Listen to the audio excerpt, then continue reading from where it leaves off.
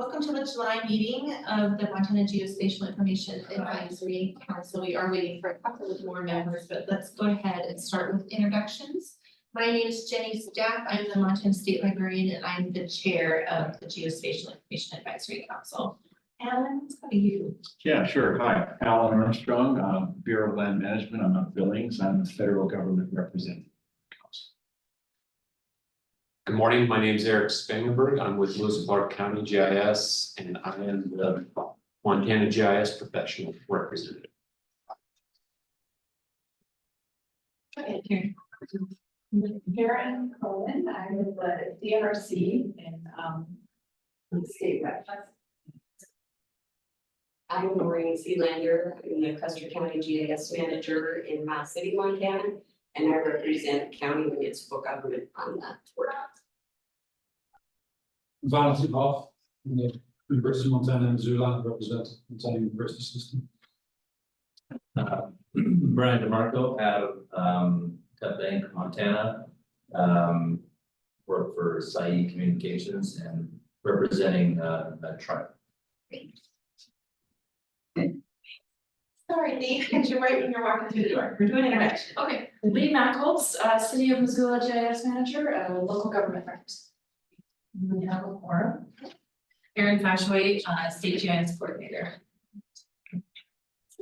And I'm Melissa Burks, I'm a social services administrator, and I'm going to talk to you a little bit about our funding sources.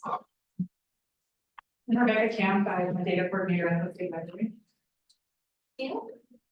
And Gail Jorgensen, I'm the GIS program manager at the city of Bozeman, and I'm here representing MEG, Montana Association of GIS Professionals. And Gail, you can sit at the table. We have, yeah. I'm Hammer, Digital Library Administrator at the Montana State Library. And a couple of other updates about council members. Joe Kaufman from Sydney has been officially appointed as the rep for Morals Montana Association of Registered Land Surveyors. We expect him to be joining online today. And then we do still have one vacancy on the council for the private business representative. So we almost have a quorum. I know, we're at that point in time when there's starting to be some turnover in our staggered terms. Just a reminder that you continue to serve until you're either reappointed, hopefully, or replaced on the council. So please continue to join us until you hear otherwise from us. Let's do logistics for the room. Great. So we have lunch that will be brought in later. Coffee is out there. Restrooms are out here to your left in case of emergency. Go that way, to the right. If you park in the parking lot, it's only 2 hours. You have to pay. I have gotten ticketed before at events. Yeah, so just didn't lose track. But if you park south of here in Federal Building parking lot, you can walk through the walkway. That's perfectly fine. So if we need to take a break so people can move cars, just let us know and we can do that. We have a few snacks back here on the table and some bubbly waters and regular waters in the cooler. If you need something, I think there's a place to fill out back there. I think we've covered logistics. Logistics, have questions? Feel free to handle any of your needs if you need to get up during the meeting. It's fine. Okay. Are there any changes or additions to today's agenda? Hearing none. This is largely a working meeting. We do have one business item, that's action to approve our minutes from the April 29th and June meetings from this year. Is there a motion to approve those minutes? I'm going to approve the minutes from previous meetings. Any discussion, any corrections or additions to the minutes? We should ask for a second. Second, the motion. All in favor, say aye. Aye. Aye. Moving on, the next item on the agenda under discussion items is a discussion of the finances for this Geospatial Information Act, and Melissa introduced herself, like she said, she's our Central Services Manager. Here to give you more information about the Geospatial Information Act, its collections, and how it funds our work. I think a couple of important things for the council to know. While the MGF funds are the primary source of funding for a lot of our GIS coordination work, it's not the only source of funding. We get contracts and we have some grants. We have some other state funds that go towards supporting this work. And so when we're facing financial situations or when we're preparing budgets, we do, as an agency, take into account the funding that the entire agency has, as well as the needs of the entire agency in helping us to prioritize our work. Brian had asked at our last meeting about having balance sheets available to help educate the council about the funding. And while we don't really work off of balance sheets as a state agency, I hope this information will be helpful to give the council just a little bit more of an understanding of how this funding works and how our appropriations as a state agency work. I think this is going to be important information as we get into our discussions about our priorities and how we build those priorities into our geospatial information plan. I'm glad you could be here. Yeah, thanks. Aaron, Teams do a thing. Teams isn't working. Well, I don't know. How can should I email it? That would be fun. Or I could just. So I put together just a really basic visual of what I want to talk about today. I'm sorry, I cannot multitask. It's like, Yeah, so you just reached out.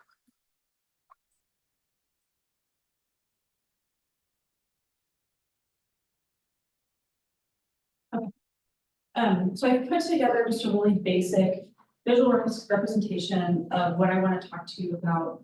And the goal I hope for today is that you all will have a deeper understanding, certainly not a thorough understanding, because the process and the way that state government works is very complicated. But I hope that by the end of today, you guys will have a better understanding of how we, the rules around this fund and how we go about spending those dollars. The first thing I want to say is that we have many funding sources that support our whole agency, and some can be used to support the MGF program and projects, and some cannot. And then there are some that can support the entire agency, such as general fund. And then there are some that can only support the GIS work at the state. So what we're going to focus on today is the MGF fund, which you all are the most probably familiar with, because you all have the oversight to make recommendations from that fund specifically. Whereas the other funds, we don't talk about that. It doesn't pertain to this council. So as you all know, these dollars come from recordation fees of the local government. And it's more, what we want to talk about today is there is much more that goes into it than the dollars come into our account and we spend them. So the first deviation that I want to talk about is what we call appropriation. And in state government, appropriation can only be appropriated by the legislature and then signed by the governor. So these dollars are these dollar amounts, and this is for every dollar that goes in and out of state government, no matter what fund type it is, has to go through this process and be appropriated. So this happens during the legislative sessions, which, as you know, happens every 2 years. So we're typically making plans and estimating what those amounts are 3 years before the revenues are actually seen. So we've seen this year, things can change drastically in a 3-year period. So just so you all understand, those appropriation dollars are decided approximately 3 years ahead of time. And they go through the legislative process, which is a million eyes looking at it and changing it, etc. And then the governor has to sign off on it as well. So what appropriation truly means is we have the authority to spend cash if it's there. And so with general fund, the cash is typically there because the state manages that on the whole. And, but with our other funds, like coal, like our coal severance tax funds, like our MGF funds, that is our ability to spend this appropriations depend on the cash actually. So when we get to our internal budgeting process, which is where you all come into play, we are much closer to the period of time where we're going to spend the money. We know how much appropriation we have, and we can estimate how much revenue we think we'll have in the next year. And typically, hopefully, those two numbers match the amount we can spend and the amount of cash that actually comes in. So historically, you can see here that the appropriation amount has been higher than the revenue amount, and it's also been lower than the revenue amount. So when we do our internal budgeting process and are making the plans on how to spend the funds that have been appropriated to us, we really have to make an estimated guess. We don't have any economists on staff. There are economists in the governor's office, but they don't specifically focus on estimating these revenues. So we are making an educated guess each year when we are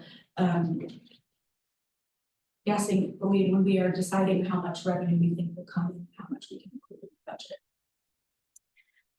And then we have our expenses, our actual expenses, which I don't think we need to go into that at all. And then we have our ending cash balance. So we have this fund, when these dollars come into this fund, it can't go into any other fund. It can't be moved. It has to be used for this purpose, and it's in its own pot of money, so to speak. And so if we don't spend all of the cash that's there, obviously it rolls over to the next year and becomes available for us to spend in future years, as long as we have enough appropriation or authority to spend out of that fund. So what was the ending cash balance at the end of fiscal 23? So fiscal 23 was 536,000. You can see that was the ending cash balance. Okay. So I want to talk a little bit about the large increase in appropriation that you see between 20 and 21. There are two things that went into that. The first was the doubling of the recordation fee, which you all are aware of. And then in addition to that, we received one-time only appropriation from the legislature to support the real-time network, getting that up and running. And the reason that money is one-time only is because that project, that program will be self-sustaining at some point in the future. And so the legislature realized the value in that program and wanted to help get it money, give money to get that program stood up. So we have one-time only monies in 22, 20. We're on the third year. Yeah. We're on the third year. So it's two bienniums. Those four. Yeah, 22. So that's when the one-time only monies started. So when the one-time only monies go away, I estimate that the appropriation would be about 1.8 or so on an ongoing basis. So that's one of the factors that I just want you all to keep in mind when you're seeing that huge increase in appropriation. And the reason that the legislature chose to use this fund to spend is because it's appropriate for the program, obviously, and as you can see, we had a significant ending cash balance. So the funds were there to help get this program stood up. One thing we have to be careful of in state government is if you get, first of all, there are two rules about there are two things to keep in mind with our cash balance. There's a limit, so 2 times the appropriation amount is in statute that you can't have more than that. It's sitting in cash, because it shows that you're collecting more taxes or revenues than you actually need to run the program. And also, if you have balances like this, state government, the legislature is going to go and take those and use those for other projects. So there's reasons why I don't want it too high, but there's reasons why we don't want it too low. For whatever that's worth, the legislature decided to fund the startup costs of real-time network out of its ending cash balance. So we knew that the cash balance was going to go down by, I think it was 460,000 a year in appropriation for the one-time monies. We did not actually spend all of that money. I don't have that detail listed here, but we didn't spend all of that money in each year for a number of different reasons. Timing this year was cash availability. Let's see. So that's a little bit of the background on why that appropriation increased so significantly. Did you say that that's going to decrease back to its original, what fiscal year?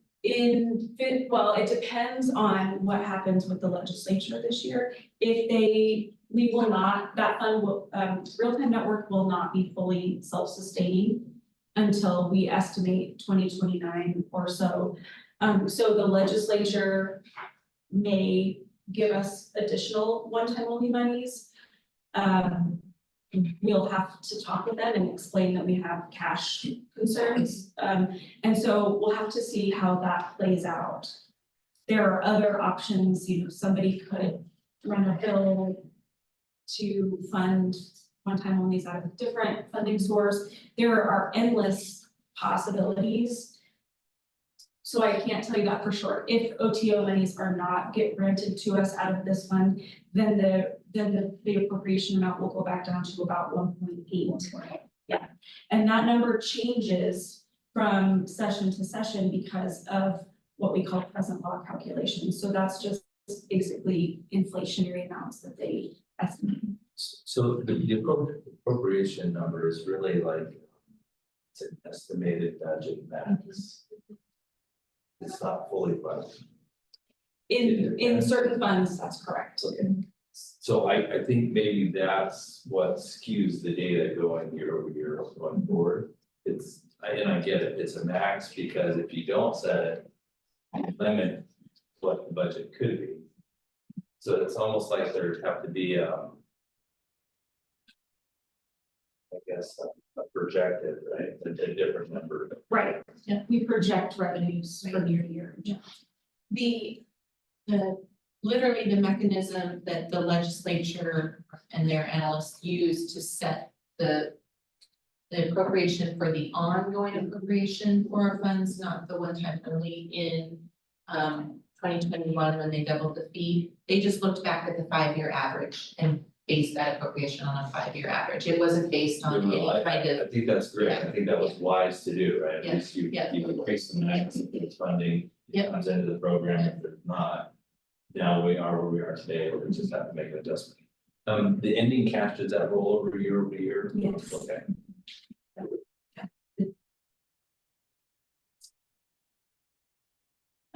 Let's see, so we can talk a little bit about how we got into the situation we're in now, where we are making some cuts and being more cautious about our spending.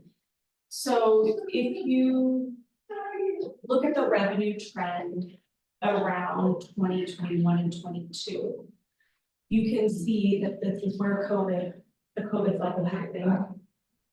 And you can also, that's what we were seeing, all the real estate transactions. And in 2022 was our largest revenue year. That was the first year of the double.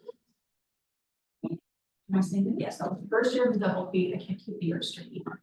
And so we saw $2 million in revenue that year. You know, going forward from that, we expected a decrease.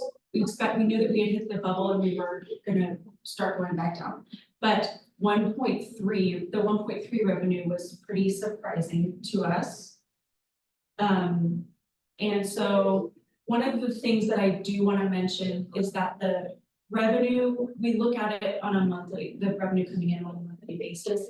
And from one month to the next, the revenue from the counties can vary by hundreds of thousands of dollars. So quite literally some months there's a $50,000 deposit from the counties, and then some months can be $350,000. So it's important for me to look at something as a trend, because one month, even just looking at 3 months at a time or 6 months at a time doesn't give me a long enough trend to say we're going up, we're going down. So that's one of the predicaments that we have with this funding source. It is very volatile, and it takes a long time, like I would say at least a year, to show we're actually increasing revenue or decreasing revenue.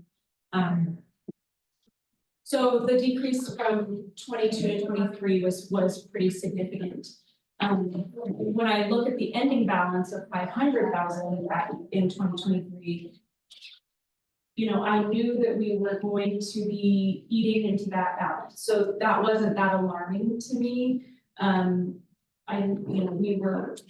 That was sort of what's going to happen. So when 24 continued to decrease is when we started researching, okay, is this an error? Are the local governments seeing this trend as well? Because we hadn't heard anything from them.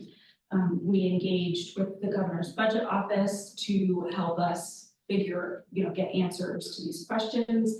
And it was determined that this is the trend, this is what's happening. Local governments are seeing this big of a decrease as well. And so we were also going through our projections. So all of these things, I know that there are huge decreases here, but I just want everybody to keep in mind that we have lots of funding sources that we can move around and support this program. Just like if another fund sees a huge decrease, we are constantly switching funds around. It's part of our practice, and that's why it's so good to have a diversified funding sources. So that brings us to 24. You can see that we only spent 1.5. We had 2.5 in appropriation, and we only recognized 1.1 in revenue. And I do want everybody to know that these numbers are not finalized yet, because we're still in the process of year end. So things can still change. There will still be merit accruals that happen. So just keep in mind that these are estimates at this point. So going forward, we are being extremely conservative in our revenue figure for 25. We have only budgeted $915,000 to spend out of this fund. So that's pretty significant. We have been able to use other funding sources to help supplement the GIS work of our agency. So I don't want you to think that that's the only amount that we're spending. I will say that every program in our agency has taken reductions in order to help offset this decrease. So we are not anticipating any layoffs at all. We have had to make some hard decisions, as you all know, but we have been able to keep our staff intact. And I'm feeling very confident that with this really conservative revenue number, and the likelihood that this revenue source will level off and increase in the future, that we are safeguarding all of our most precious assets, which are our staff. And so we'll be able to weather this. I'm very confident that we'll be able to weather this. And I'm very pleased that we have been able to come together as an agency and make these difficult decisions. It's not been a pleasant experience at all. But I'm very pleased that we've all been able to pitch in and, that we'll get through this. So I am happy to take whatever questions you all have, but my hope is that you have more of an understanding of the funding source and how it's volatile and how we look and project these figures each year. And I'm happy to come, if you all want more information, I'm happy to come back and give more about that, but this was our good starting place. And then the second chart at the bottom is just the same thing, it's just a bar chart of this, you can see it, if that's how you prefer to look at charts. But anyway, I'm happy to take questions and. The expenses, are those, so there's, you know, employees, labor, all of those things, and then there's the, I guess the grants or the funds to do projects, are those all commingled in those expenses? Yes. I might offer or suggest maybe separate those going forward in the future. And I view the grants, I mean, that would be, not that it's discretionary, but if employees and keeping the wheels on the bus are primary, that money maybe should be looked at separately. That way, people don't get a sense of, oh, we have all this money, we can do all these projects. And just make those buckets separate so people can see, here's what we have to work with if we want any projects or grants. And that's exactly the conversation I want to have this afternoon when we're doing our work planning. What is sort of corridor work that we have to ensure we have funding for? What are kind of more secondary or discretionary priorities and get that input from council. So on that first chart that you had, going to that question, the expenses for the fiscal year would, except for 24, included the grant funding in that expense number, is that correct? There's still grant funding in 24. Because we are paying, so we have 3 years of grants open during 24, so there is grant expenditure. Carryover grants? Carryover grants and 24 grants, yeah. It's the 25 grants that we did award. And so the great. fact that there aren't grants awards in 25 is something that's reflected in that much smaller expenditure. But up to 25 in that 24 line, 1506920, the grant funding is part of that number. Yes. Is that correct? Yeah. All right. Grants that were, when we were invoiced from the local government, so it might not be the whole amount that we granted out, but Right. grants that were completed and that's included in that. So those expenses for 22 and 23 be updated with the invoices that are still coming in? No, because it's on an accrual basis. Okay, so is 24 and 24 includes accruals from 22 and 23? If the expenses were no, the expenses are incurred in the year that they were supposed to have been spent. The cash is the number you'll see move up or down because the cash is what's going out the door in this year. So if someone underspent 22, that will go up in the next couple weeks.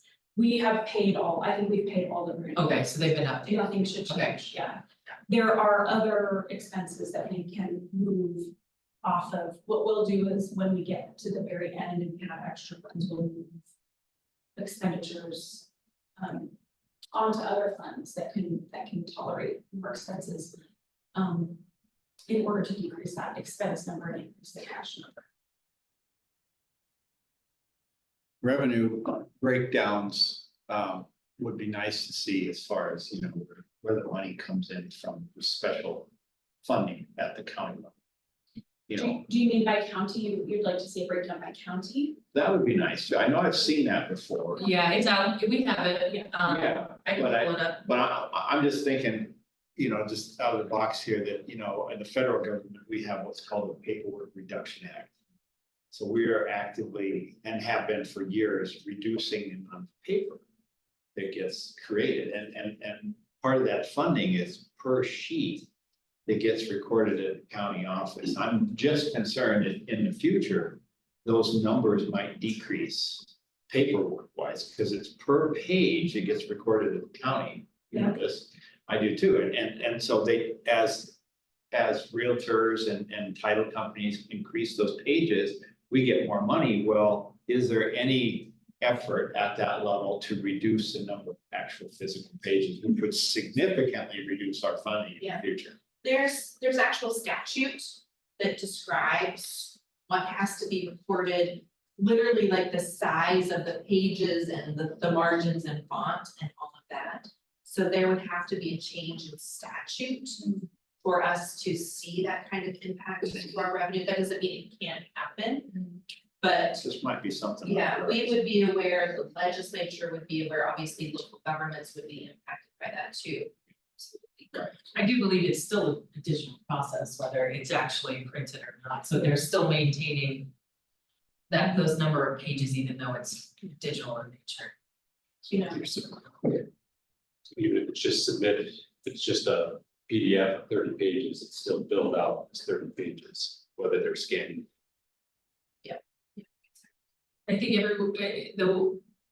most of the recordations, and I can bring it up here, are, so why it's volatile month to month, and I'll just have a refresher, is it's based on like human nature. So what's going on, so it's human behavior, so are we seeing an increase in home building and new mortgages, not single building, mortgages, and are we seeing a lot of refinancing? And so if we're not, that's the majority of the recordations that we see at the local government level is refis and mortgages. And so if people are paying cash, which we've seen in a lot of different counties, that's a big thing right now. I've reached out and spoken to several different clerks and recorders. And then if, you know, the interest rates continue to stay high, people are not, they don't have the behavior to refi. So that's where we've seen a major hit. So I am wondering two things, actually. Is moving to, rather than a page by page charge, like a lump sum charge, that would be like taking an average of how many documents are in a normal recordation as we considered. And then the other question I have, and this is probably for you, but have you started the conversations about other potential ways?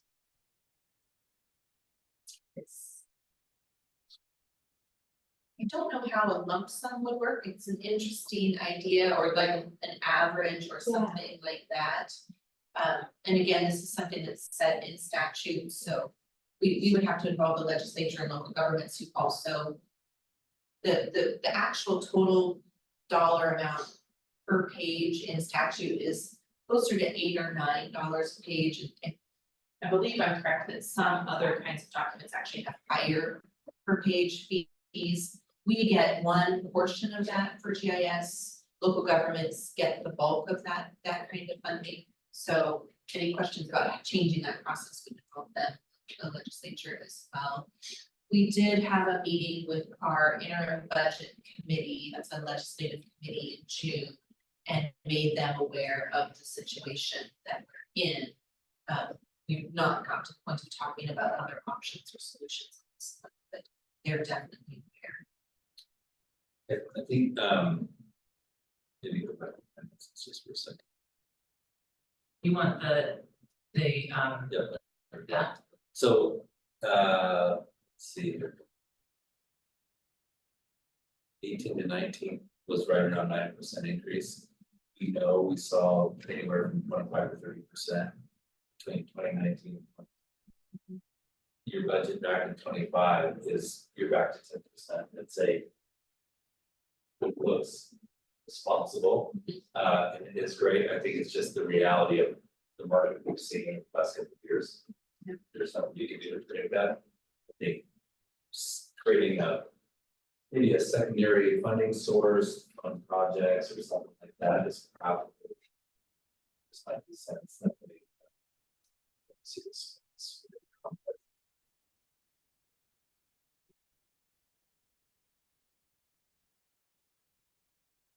One of the things that's most striking to me when I look at these numbers is when we look at a 1.1 billion in collections, you know, that's 550,000 If the fee had doubled, we'd have collected about 550,000. I think that would probably match or even be below the lowest number of recordations we've ever seen in the 20 years that this fund has existed. And so that impact, I know for me, I sort of breathed a sigh of relief when we got the fee doubled. Oh, we've taken care of some of this volatility that we've seen in our budget, when in fact, that volatility was just magnified. Yep. And so that's been really startling for me as I've thought about the impact of this revenue, so. I'm hopeful that there's some solutions that we can start talking about with some of our legislative supporters, and there are a lot of legislative supporters for this. So this is the calculated recordations, so it takes into effect the amount that we've collected over time, and we've just done a quick calculation. We've had these up in our some of our legislative reports passed, and like Jenny said, I think you can probably throw out the first year in 2006, but the past 2 years are the lowest recordations we've seen in the history of the account. And is that done it, Well, these are recordations only, so it doesn't matter the fee. has there been any change at the county level in the pages or how No. to come in? Been no change there to reduce that? No, we did ask that. Yes, just that he went back to what Aaron said, Well, those are just not happening. Yeah. You know, $100,000 financed today is $1,000. That's the problem. that's the big one. There was, Nobody's gonna buy a house. 2.8 where you could finance almost 500,000 for $2,000 in a month to.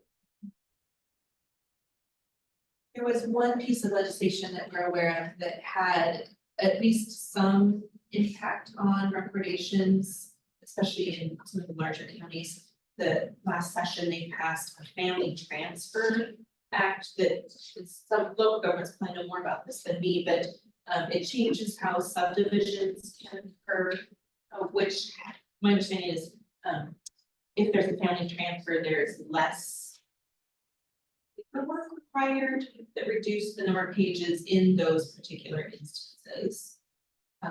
That's the one situation that we're aware of where some change may reduce the number of pages that were reported in those specific. I'm sure that the county clerk and recorders are reporting correct. I'm not, to not trust them, Yeah. but Yeah, no, I don't trust them. That was exactly what I was starting with. That was exactly. That was my. Okay. Mistake, I thought there must be. But Well, and I wanted to make sure that our county was reporting correctly too, so I actually went back and had a meeting with the treasurer, clerk reporter, looked at, we used Tyler for that technology and looked at what they actually showed as being reported, what was collected, what was paid out, what was it was. So felt comfortable doing that, knowing that that was what you did. So. It was correct, it's just. And if we're experiencing these revenue decreases, then locals are as well. Yes. And so the clerk and reporters elections, that's a big deal for them. And so with our geonatal elections project, we're pretty well tapped into the clerks and reporters and the election administrators. And so this is detrimental to their work as well. So they know what's happening. They're understanding and I think that they would have. If it was being reported incorrectly, they'd be fine as well. But we're all in the same not so decent boat. And for those of you that have been around a while, some of us were talking about our tenure here. If you recall in 07 and 08, the real estate kind of issues that were happening, we were a little more protected here, and the boom kind of happened later than the bust the rest of the country.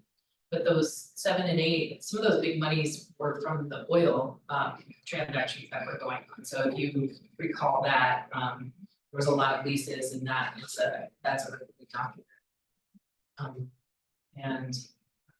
And I think it was in 17 or 18, I went over to the clerk and recorder's office here just to try to learn a little more about recordations, and it was, you know, pretty interesting. We could probably ask the clerk and recorder to come and give a presentation if you're interested, but anybody can record any kind of document. If you can like go publicly on record to say that you love bananas or something like that. But the majority is real estate transactions.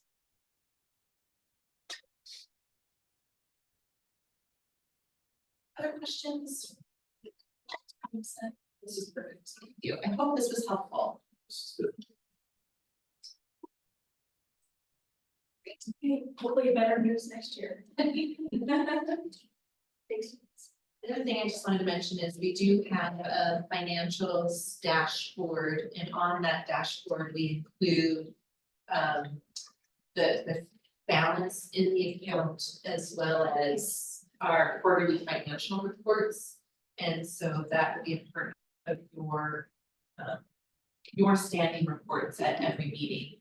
So we can see and take a look at that. I don't know that the fourth quarter financial report is quite ready yet, but there is a link in your materials to that dashboard.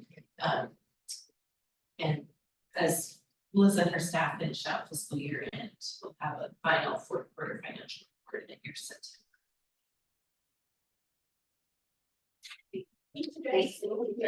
Oh wait, Melissa is attending her first SRUC next week, so wish her luck. I am very. I keep sending her stuff, now do this, now do this. There's an app. Tell me. I'm already tired. Yeah.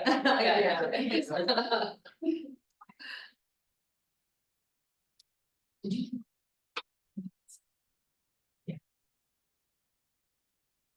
Hey. Let's move on to our strategic planning update. Okay, so we have finished out the business plan to improve geospatial value.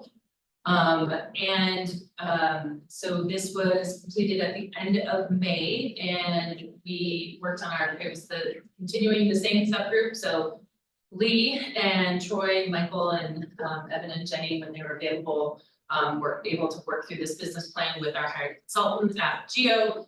And so what I'm doing is I wanted to introduce the document to you all today, and in the past you have endorsed some of these, and so there's no action today, but I just wanted to get a discussion about this.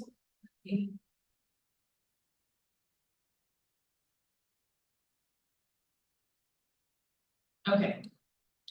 So high level, I'm going to go through the objectives. So basically this is going to be this is plan and the framework for reviewing our geospatial data and improving the value. So objective 1 basically is defining the data themes that will be in the scope of this business plan, and I think that we'll probably keep to the MSDI, and then also maybe some of the water information layers that maybe might not currently fall under MSDI will be something that we put in this as well. We will go through each of, and I'll show you some matrices here after this, but we will go through each of the layers that we are going to evaluate and basically define the measurements of value for the themes and then their individual data sets. So one example is we have the cadastral theme, but underneath the cadastral theme, we have the parcel data layer, we have the CAD and SDI, which makes up 6 or 8 data layers. And so when we say theme, that's that overarching MSDI framework theme layer, like boundaries, how many different boundary layers are actually underneath the administrative boundary theme. So we will define each of the measures, and we were able to go through 2 of those, and unfortunately Michael's not on the call today, but we went through addresses and we go through transportation. I'll pull it up. And then we were able to go through some of the water, and Troy, you're on if you want to come off mute, and if you have anything to add, please feel free.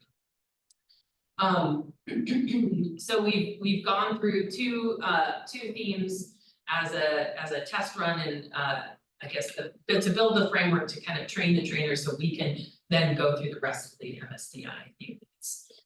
We'll then go through and start assessing the data and the data themes using these quality measures. And I think the big things which will determine the budget and action plans and tasks in the future is then to determine the actions that we need to take to improve that data theme. And then, of course, generalize all the information. So we have defined some of the themes to date. You can see that that's all MSDI.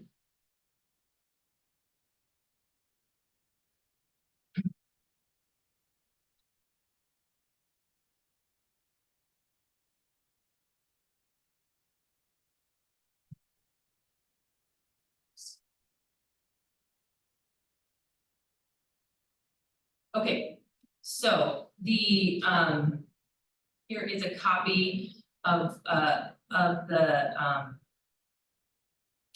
matrix that we would be utilizing, and so we'll go through each this matrix and assign values for how we will be assessing the information. So we'll go through risk, severity of impact, potential impact, mitigation. Let's see. Let me pull up our actual example. Sorry, I thought I had it posted online and it is not posted. And Troy, if you wanted to jump in and talk about some of your, because I'm going to pull up the water. If you want to talk about some of your experiences with that you and Eric Ingvar, one of our consultants, on your theme, that would be great. Yeah, I can do that while you pull this up. So we went through this data value matrix for elevation, and we picked elevation because it's got a lot of different parts to it. So it's not just the LiDAR point cloud, it's the surface model, and it's the bare earth model, and it's the intensity and other products. So it was kind of a different from some other themes in that it like structures and addresses, you're looking at kind of one or two pieces of it, but with elevation, it's a lot of these different parts that also play into eventually into hydrography as well.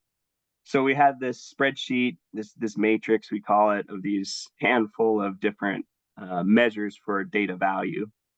And we went through that for elevation, things like the completeness of the data, like the current completeness. And so we identified, where are we at right now with LiDAR? Where are we going to be in a couple years? And then we looked at things like the ideal update schedule or the refresh schedule. We looked at data integrity, data completeness, how are all, I mentioned like the surface model and the bare earth models, are those complete statewide? Are we on track to complete those statewide for all 5 of those core products we look at? And then we looked at how's the data being used, and are the products we're providing hitting those needs?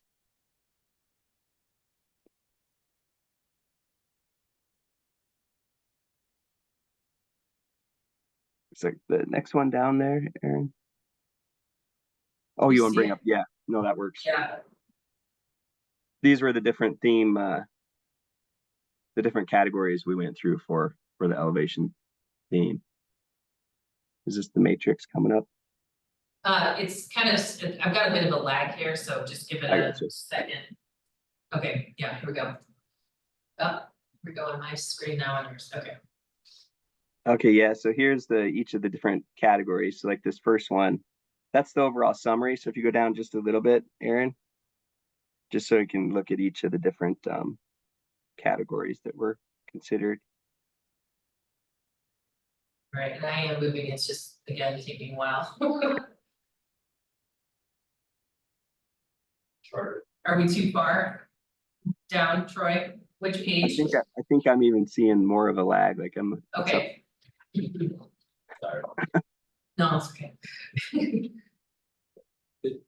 Gotta get service done. That's fine. Yeah. Me opening the browser or the desktop app, it might not be as slow. they're on TDS. Let's hope. No idea. Oh, that's quite the lag. Should be faster. Let me see, I'll pull it up on my side too, just so I can at least talk about it a little bit. I'm down at spatial accuracy on page 2. Can you see it now? Yeah, spatial accuracy and precision. Okay. Do you want me to go down? That's one of further? the other. Sorry, Aaron. Yeah, that's one of the other categories we looked at. So the accuracy and the precision of for each theme. And so for LiDAR, this was looking at, there's these 2 different quality levels, quality level 1, quality level 2. And most LiDAR so far has been collected at that quality level 2. That's 2 points for every square meter. And so what we found with that is, yeah, that's a great base data set. That's great for bare earth kind of ground models. But we're seeing a lot of uses for vegetation and identifying building footprints. And so for that, this higher quality level 1 is enhanced for that. And that's 8 points per square meter. So one of the things we identified in here is that we should have a goal of working towards statewide quality level 1. And so that's what we identified through the spatial accuracy and precision category.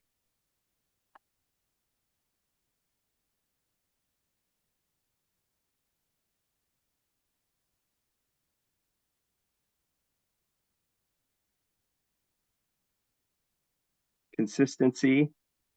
So this just acknowledged that we've largely adopted the USGS LiDAR base specifications, but then in addition to those, we're producing these other derived products. You see them listed there, the surface model, the intensity, the hill shade, and the canopy height model.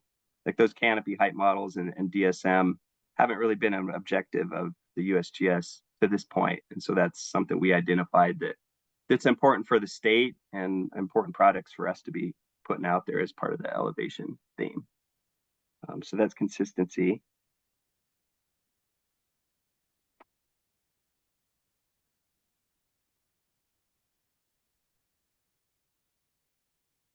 And then timeliness. So this is the big one with LiDAR.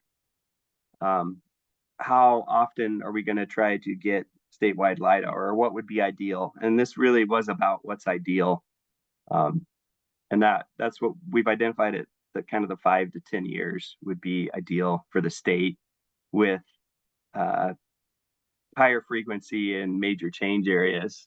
So through this process, we identified things like fire, flooding, some of those natural hazard events as being reasons why more frequent LiDAR may be needed for some areas. So not necessarily statewide, but along rivers, heavily forested areas, some of those might need more frequent acquisition.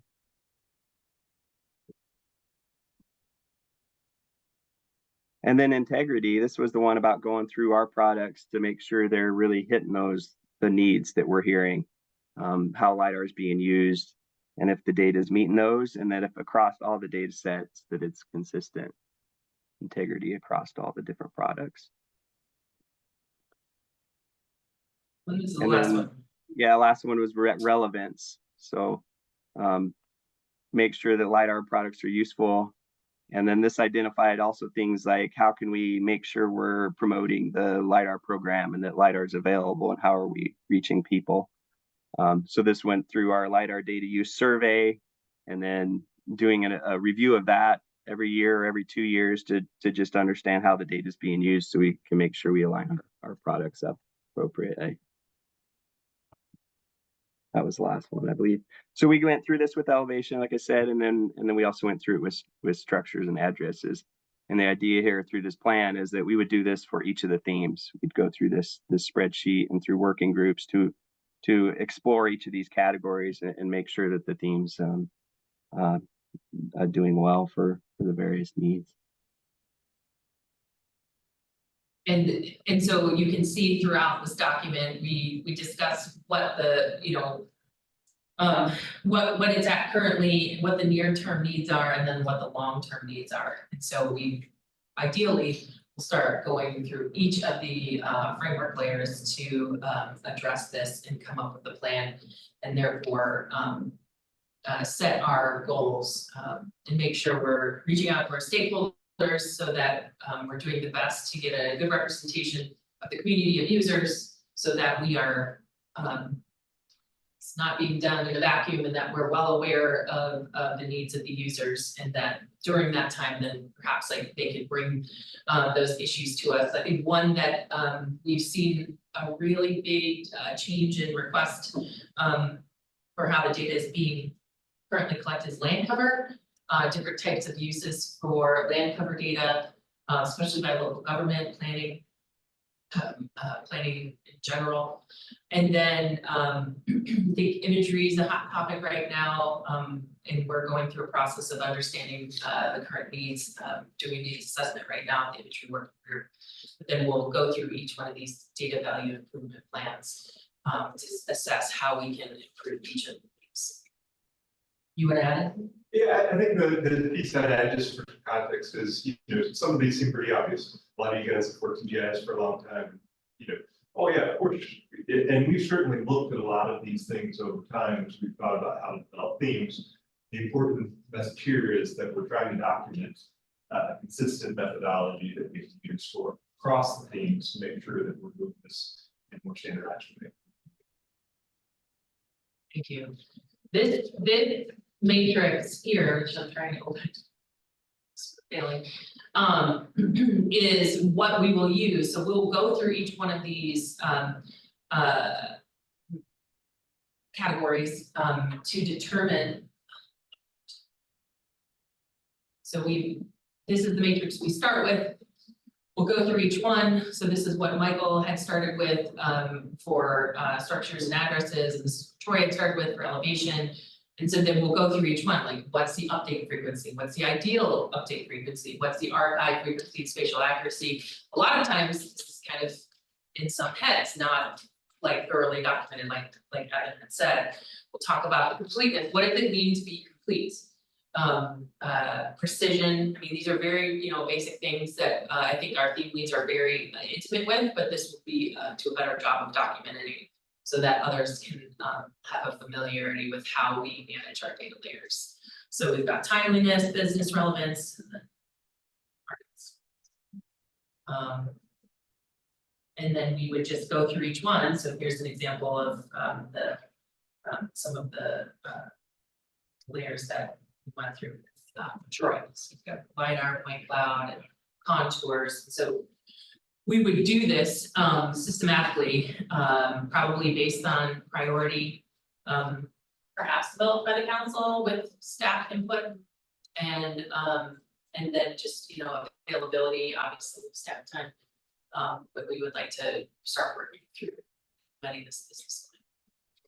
Erin, can you give us an idea of how long it takes to do an assessment of a theme? Is that something that's you're able to quantify? I think that's important as we think about the fact that there are 15 themes and how, as we're thinking about our planning process, we want to talk about what those priorities are. Yeah.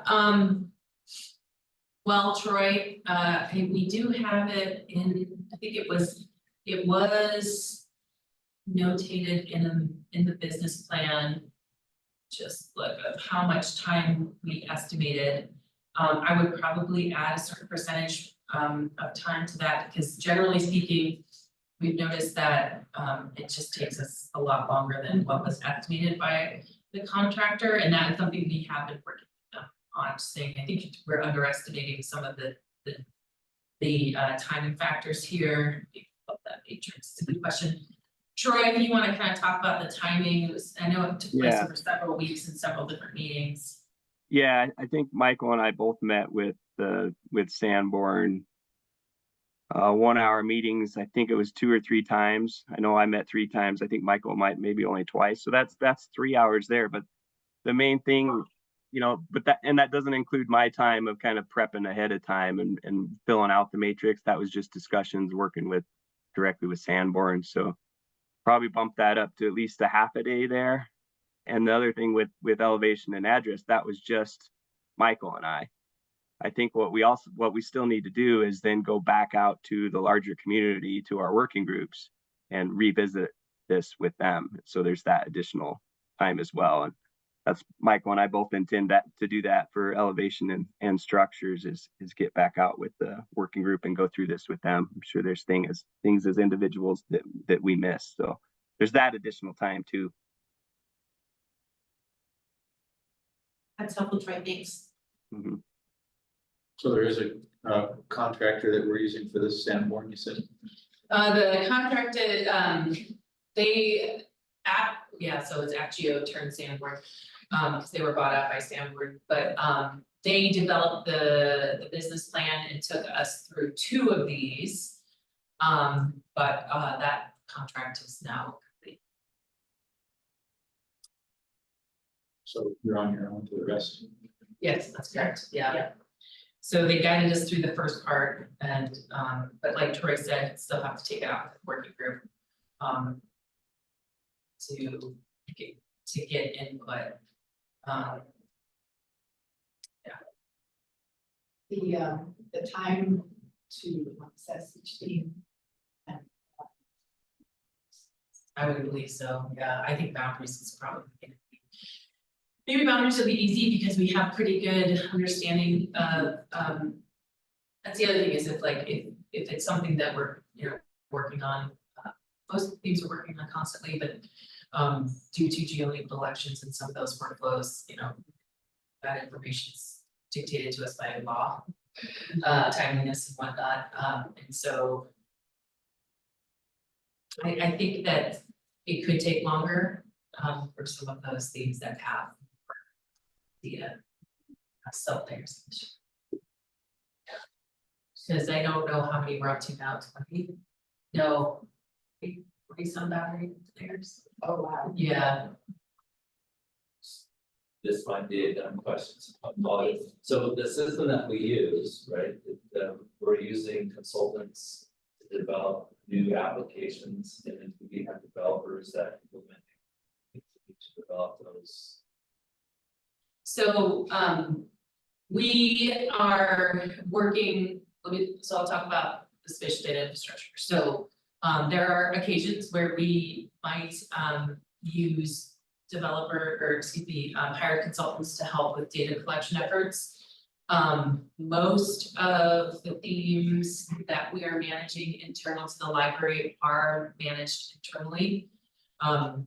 Elevation that has to be collected, LiDAR has to be collected by an airplane, so that is being done through a contractor. Some of those products that are being created, some of that is being done internally or managed or hosted by the state library. Any kind of applications, it's really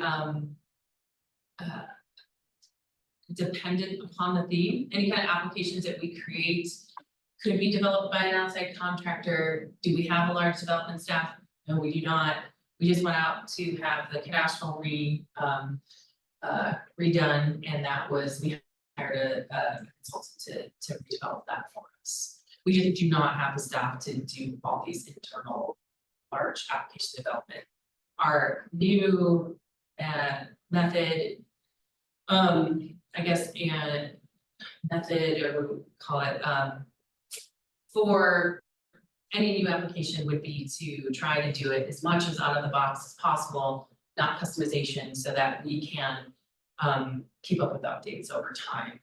So using things such as, might not be familiar with the product yet, but Experience Builder, our just online products, things that we've already buy into and have invested in through the state, and we can easily maintain small updates so that we're not having to keep developers on staff or open contracts.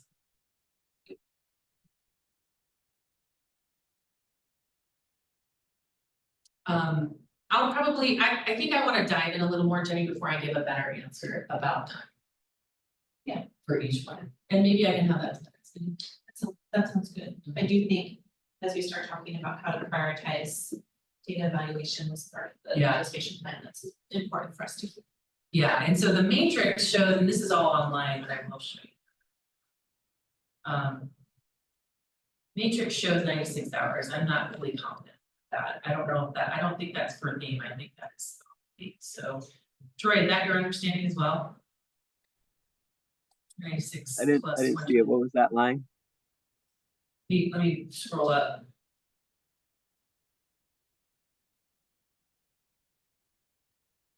Yeah, Yeah, I think that's right, Aaron. per theme, Believe so. yeah, Yeah. I was gonna say, it's gotta be per theme, I can't imagine that. Yeah. For all. Right. So,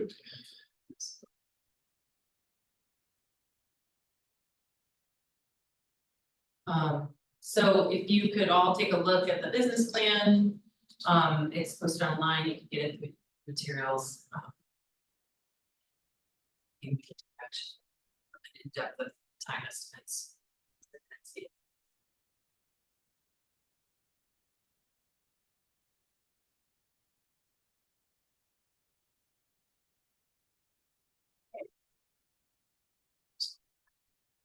Next up on the agenda. The geospatial data standard creation and promulgation. So this was adopted at March meeting. And perhaps, perhaps this is a very short topic and that we'll just discuss it in the working meeting this afternoon. But I guess the next steps are, is basically choosing a theme internal to the library and testing the process. I really want to do addresses, and so that's my goal. I think it makes sense. It's one of the, I guess it's one of the more popular pieces of geographic data that's used across state government and other governments, obviously. And so, and it's Completely unstandardized. yeah, outside of the library. That's right. And so I'm really interested in using this, and the Secretary of State's office, Stuart Fuller, he is down for pushing this as well. And so that would be right now the next steps. And so stay tuned, but I guess I would like your feedback and input if do you feel like another layer rises to the occasion. I guess the other one would be imagery. Would be very.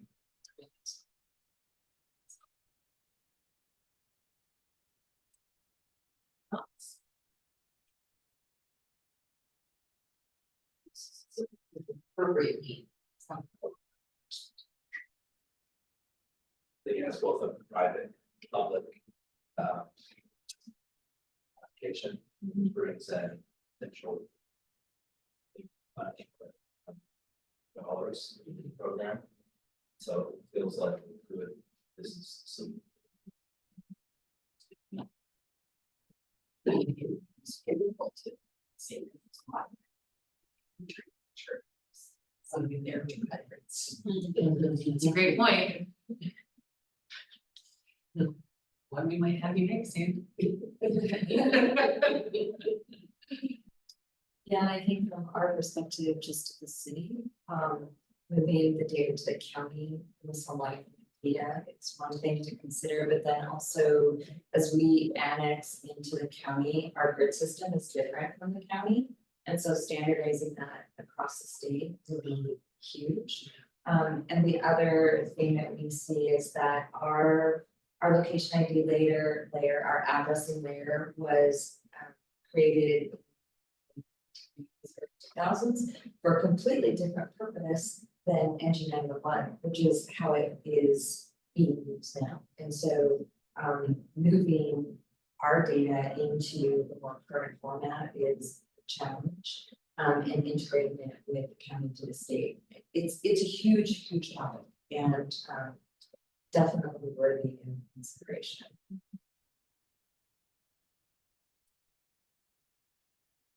I think we could probably work to develop that story more.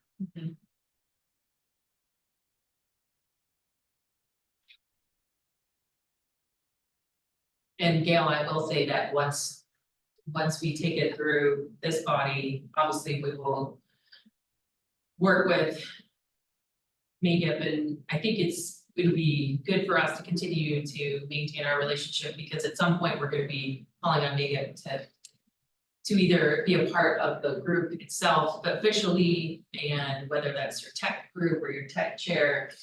And obviously we'll open up, some of these working groups to all membership and stakeholders. But then we will probably likely ask you to review the standard at some point, not only to be a part of the creation of that standard, to review it and then potentially endorse it or adopt it.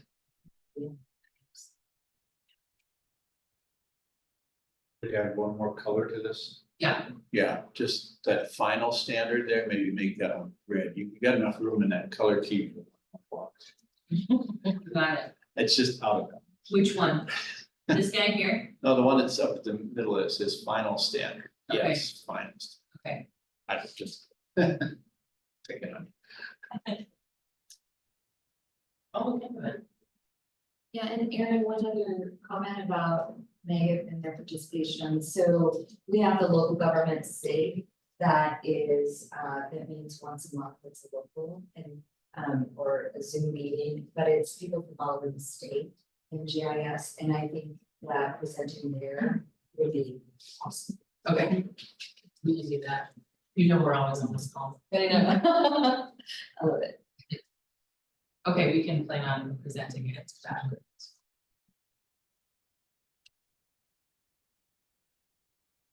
Let's do, as we get to the work session, just circle back and confirm whether or not it's at a state or think about imagery. Give us some more direction for the process. Let's move on to our standing reports. Gail, thanks for being with us. Thank you for inviting me and for letting me sit at your table. Do you have anything you want to share, or do you want to? No, but I don't have anything to share Okay. on the screen. I'll just give you an update of. I can go to the website then. I don't think so. Okay. I think we're good. Just give you an update of our last in-person meeting that was in June in Bozeman.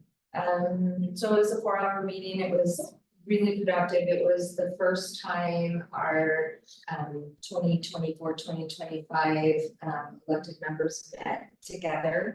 And there were a number of points that we hit on. The first one being funding board member travel to events. So we are actively working to meet with other members of organizations like MACO, MAPS, and MARLS, also ERISA, potentially Montana League of Cities and Towns, so that we can talk about being present at their conferences, but then also being present at our conferences.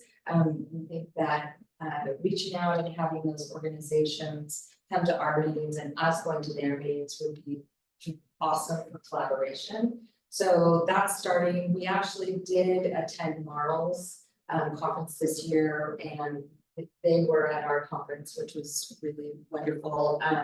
ERISA is still, we're working with Kara Eder to see if she can, I mean, that conversation is very early, but I think it's a wonderful one. And so that's one thing that we're working on. Another thing that was very high, of course, is the budget. We talked about the budget. We're hoping that we're going to be able to approve that next Tuesday. And another thing that we're working on is the location of the 2026 conference.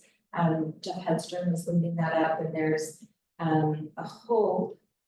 And this is an overarching conversation that we're having in our in Mega this year, and that is ways that we can bring the Native nations, the tribes, to Mega and also to participate in the conferences. So we've had meetings with Esri and their liaisons with the tribes and the Native nations, and also working with Erin and with her contacts with the Native nations and tribes, and we have considered some locations that would make it a little bit easier to have that integration, but it's very early. I guess the next thing that's on the agenda is that we still don't have a vice president, And so this last round of elections, the vice president wasn't elected, and I think all of you know, and if you don't, so for Megan, the way the vice president is elected, they serve for 3 years, 1 year as the vice president, the second year as the president, and the third year as the past president. So that position has not been filled. And there have been a couple of conversations, and there's one conversation that is ongoing with the woman who name's Marcia. And we're hoping that she will be able to join us. I was supposed to meet with her yesterday, and she's been traveling in and out of the country, and she got sick. I thought she wasn't able to meet, so I was hoping to be able to give you a better update today. That conversation is still ongoing, and if that doesn't work out, then we'll come up with a good plan. Another thing, it actually wasn't on the agenda, but sort of a water cooler conversations that have been happening have definitely been about the MGIA funding for grants. Everybody's really concerned about what's happening, but I think that many of the people that are part of the conversation recognize that there are factors that are happening that are out of our control, and it is really important, and everybody understands that the way the recordation fees are collected has caused some issues. So we're really happy to see that you're on it and taking care of it. So that's awesome. And then the other update that I would give you is that one of the really big conversations, and this started happening actually before this our last mega conference that happened in April, and that is how to increase the number of students that come to our conference, so they're also members of mega, and the relationships that we're building between our contractors and our consultants, our students and our members. So as a manager, you know this, Eric, so we've been talking about recruitment, and I've talked about this, how difficult it has been to recruit people into GIS and to keep them in GIS. And so we're working very actively this year to figure out ways to have our contractors and consultants, so they would be our sponsors, and our students as well as our members to come together. So that's what we're working on. Questions for Gail? I'll just pipe in real quick, if you wanted to, if you haven't, and Aaron, the Make did do an overhaul of their website. So, Thank you. So that is- Missed that. well, no, when it only came to my mind when Aaron said, oh, I can bring up the website. Okay. Yeah, I would love for They you to just did share. a overhaul of the website, so. Getting suggestions from online people too. That's why I was like, do you want me Yeah. There it is. to? Ignore that one. So. Yeah, It's a slow connection here. But is there anything nothing. Anyone wants to add? It's just. yeah, still on wild apricot, just a new look. Just a new look. I have to point out the contours on the background because I like Tessa did that and she was super stoked about it. And Megan Burns, who, and everybody, Mike Powell, worked really hard. Thank you for bringing. To acknowledge what effort that it takes. Yeah. The big website. Yeah. Nicely done.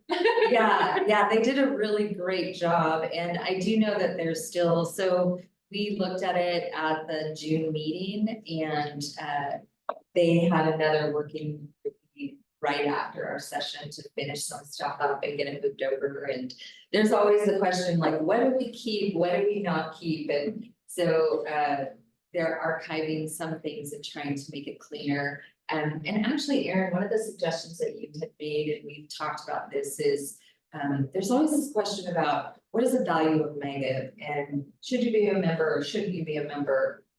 And so sponsorship for meetups, we actually are putting that behind, so you'll have to be able to sign in, so you'll have to sign in to be able to to access that, but we're still, if you have meetups that you're interested in holding, providing funding. So, and we'll be having another GIS Day event this year, so some fun things coming up this year. We'll be meeting in Ennis for our strategic planning meeting, which will be for the conference planning that we're doing, and I was hoping that Jeff was gonna have some suggestions for our meeting for where our conference potential sites will be, but he's not very good for that, so come in and join us on Tuesday. That's all I have. What's the approximate cash on hand that you guys have these days? That's a really great question. So Nate is our treasurer, and I would not even presume to be able to tell you, except for broadly. Last year, we made a board decision to move some money into some CDs. So we moved about $25,000 into CDs, and at this next meeting, I think we funded it, I think we put it in the CD for 6 months. Can't remember if it was 6 or 9 or 12, Nate would be able to tell us, but then I know that from our billings event, we actually made some changes to the sponsorship, and so we increased the dollars that we received from sponsorships this last year, and so even though actually attendance, we expected attendance to actually be slightly lower in billings because of being further away from Helena and Missoula, but we actually had about the same attendance that we had in Bozeman this year, so about 200, 205. So we're expecting that this year, because it's going to be in Helena, that it's going to be higher, but it's also more expensive. And so the budgets are really hard to predict, somewhat like what you guys are experiencing as well. But then we did have the conferences. Gosh, you know what? I shouldn't say it off the top of my head, but I would tell you that the budgets should be posted. So if you're interested, and I can certainly get it for you. I was just curious as if it's gone up this year. I remember what it was when I was there, but. Yeah, what I would say is that COVID, the years of COVID definitely were challenging. I wasn't here during that time, but I experienced it in Idaho because I was working on conferences as well. And there was a year where we couldn't meet in person. I'm quite sure that Mega took a hit from that because there were funds that had been you have to reserve the hotels and some things, and then you don't have the income from it. So 2020, 2021 definitely were challenging, but 2022 and 2023 were better. 2024 was very good, and that was because of the increase in sponsorship, but they've also increased slightly membership fees. So. But we've been talking about the cost of the conference because our conference cost is very, very low. In some cases, half and sometimes even more than half of what other organizations of similar sizes charge for their conferences. There's always a resistance to raise the fees. So, and I rightfully so. And especially when we have a surplus, so we do have the money that we've moved into the CD. So right now what we're talking about is, so there were, we earned money through this certificate, through the CDs. And what we're talking about is taking the money out of the CDs and maintaining the level of money that we're putting into the CDs, so that we can put that money back into our working budget to be able to support all those things like being able to have meetups but then also very much trying to figure out the best ways to get the students funded to get them to the conferences. And I think it's like, this isn't a news story, it's just it's just a different year with a different group of people at the board trying to figure it out. So we're trying to learn from past experiences as well. I think what's different, and you did speak about this maybe before that, no, it was before the conference, I believe, was that there was a big request from MSU this year, right? To attend. Yeah, That kind of one of the different factors is yeah. that there was a pretty big request to support many students. And that was unprecedented. Yeah, and I think that it's interesting because Megab has in place a funding mechanism to get students to the conference. But those dollar numbers haven't changed for a very long time. So that's one thing. It costs more money. The other thing is that students have more, what is the word, discretionary money, thank you, discretionary money to be able to spend, we think. But they're not spending that money to be part of the organization. So I think the challenge is like, how do we convince students that it's worth their time to come to the conference? And then also from the sponsor side, what we're hearing is that they're not getting the students that are trained to move into the positions. So this year, the hope is that, well, let me just say, last year in Billings, there was a roundtable. There was a session that was specifically for those students that came from MSU. And when the students came, there was this anticipation of like, what is this gonna look like? And when they came, what they found was that the people that were in the room were the students. They were the people that already knew what was happening, and there was nobody to really convey to them their story. And so we were very sensitive to that when we came out of that. Eric Schreier, at the time, he was our conference liaison, had started graduate school. And so we have this very wonderful relationship with MSU that made it easier. But then Jackson Rose, who's also at MSU, was talking about how funding is different for him to be able to get the students there. Well, in the past, the way that the students were funded was the students would come to Megab and ask for a scholarship, but they're not doing that anymore. So we're not sure if that's a breakdown in the relationships that we've had with Megab and the students and the schools, or if it's just a change in the culture of students. So we're not 100% sure what that is.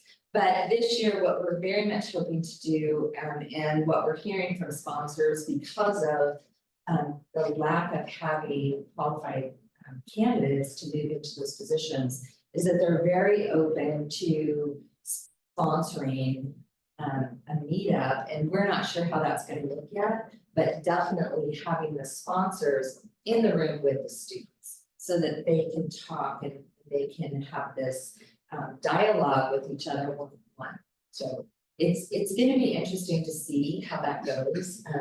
And we're definitely interested in talking with people that are at the schools so that we can make sure that we're having those communications so that they know that we're very interested. And we're, especially because it's going to be in Helena this year, we think it's going to be a little bit easier because you have university at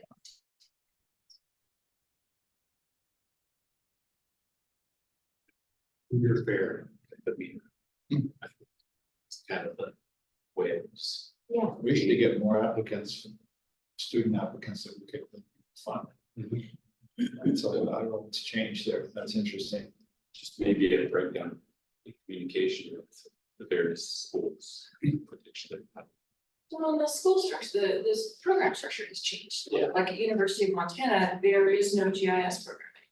It's a certificate through the forestry department. So it's very different than it used to be. So those contacts, all of that has changed. There isn't even an instructor right now. They've been trying to hire one for a year and not been able to, so there's no single person pushing the program. Yeah. It's kind of complicated. Yeah, they asked me. Only we had a recent student, we could ask questions of them. Yeah.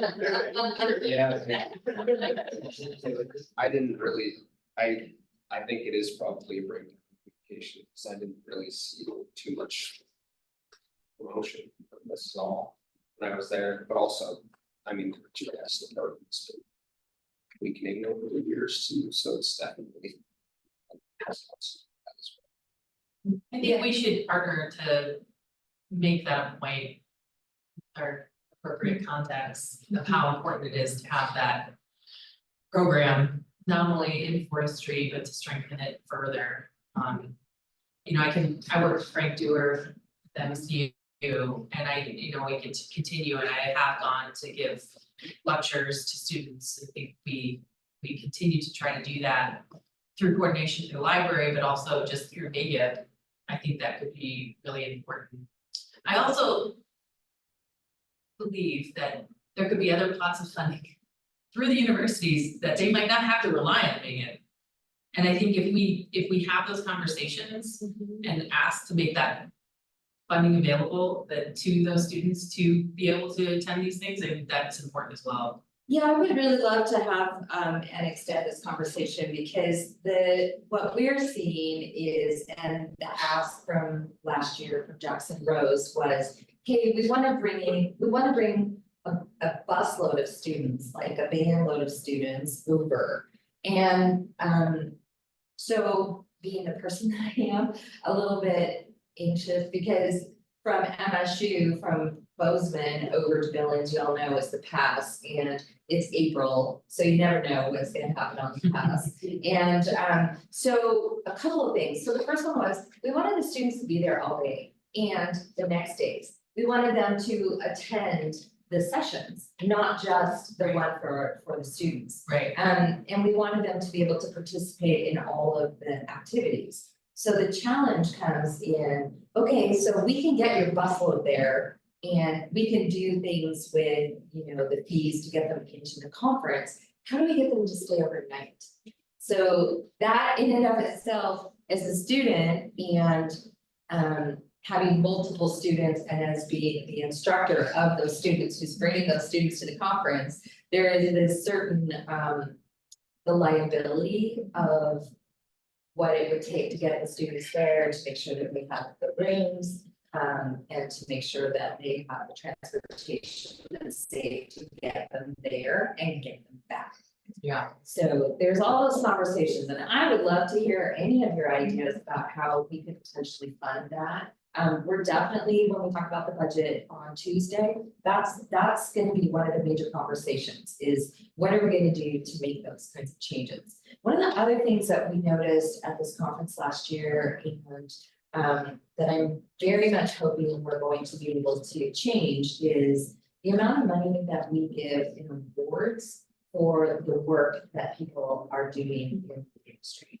So generally, I think right now we have $300 budgeted. I think that $300 has been the same for like 15 years. And so we're like, what if it was $1,000? Like, would you take the time to present or submit your work if the cash price was higher? But then there's also the question about, would you be able to accept that amount based on, right? No, I mean, I'd say I would hedge my bets that most governments Yeah. have be an able to do that. ethical Yes. obligation, and I know the states definitely does, because we've had to go through this before in the past. And so I think we can double check. That's 50. I might have increased. I think it might be 100 now. Inflation, yeah. Yeah. Inflation forgives and awards, Right. but yeah, so I think you have to be careful, because Exactly. then you're putting majority government into a Into a funky position. Yep. You could have a special one just for students though. I don't think that they're obligated. But it's something to think about, keep in mind. Yeah, make that price category a little higher. Yeah, I wonder if it's a difference between a prize and, I don't know, I do know, it would be, and that actually is something that's on our list to take a look at, because I'd love to see more participation. I think I have a lot of ideas, with you, but I think if we should, let's put this in the parking lot for the working session. Yeah. But I think there's different ways you could present it. Maybe you win a scholarship Or to conference pass. to a travel to the WC the next year, something like that. Like, I think that might be, You could, like, IRS non-taxable, it's $100,000. yeah. So we, yeah, we always Yeah, do things like that. I mean, every state employee in Montana has access to the Esri home use program. Actually, I think anybody has access to the Esri home use program now. It's like $100 for a license. So someone technically could do something on their own time. The one thing that we see when it comes to funding the students for the conferences, so this is another big conversation that we're having, and it has to do with giving out the scholarships. Is that one of the requirements of getting the scholarship is that you present at the next mega conference. But a lot of times, the people that have something to present are seniors, and they've moved on. And so that definitely becomes a challenge as well. Discussion, thanks. If we don't come back to this, just offer one other thing, and I think I've mentioned this to you before, but reaching out to us directly as professionals makes a big difference. Like if I had known that student roundtable was happening, we'd love to have been there. It's on the agenda.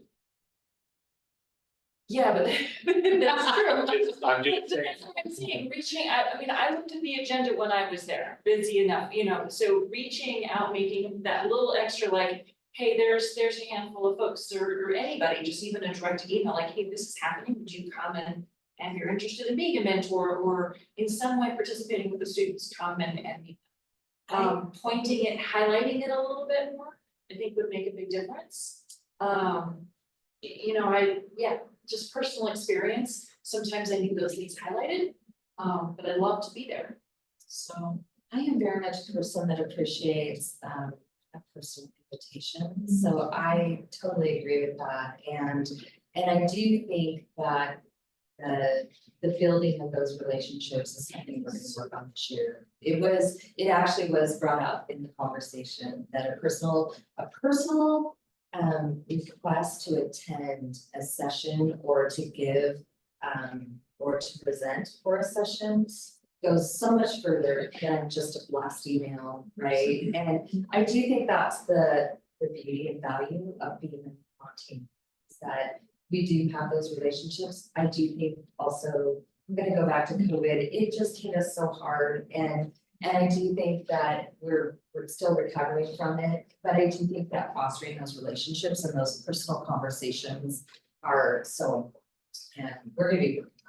I totally agree with that. When I joined the district conference planning committee, and we actually reach out and we are intentional about every single presentation. So we open it up, but we have a list in mind of who we want to present at the conference. So it's not just open and, hope someone comes in and presents. We are very intentional about who we want there and who we want, what we want to hear. And so I would say that it's really important. It's a good strategy to try to utilize in the future. Yeah, and I appreciate that. So some of the other conversations that we have been having with regard to the conference sessions are not having so many current sessions, and then making the sessions that we do have more content. So that's definitely on the agenda. And when we have our strategic planning event that will happen in September, those are going to be the things that we're going to be working through with regard to do we want to have bookended training sessions like one on Monday, Tuesday, and then also on Friday? I think there's a recognition that not everybody can be there Monday, Tuesday, but they can maybe make it Friday.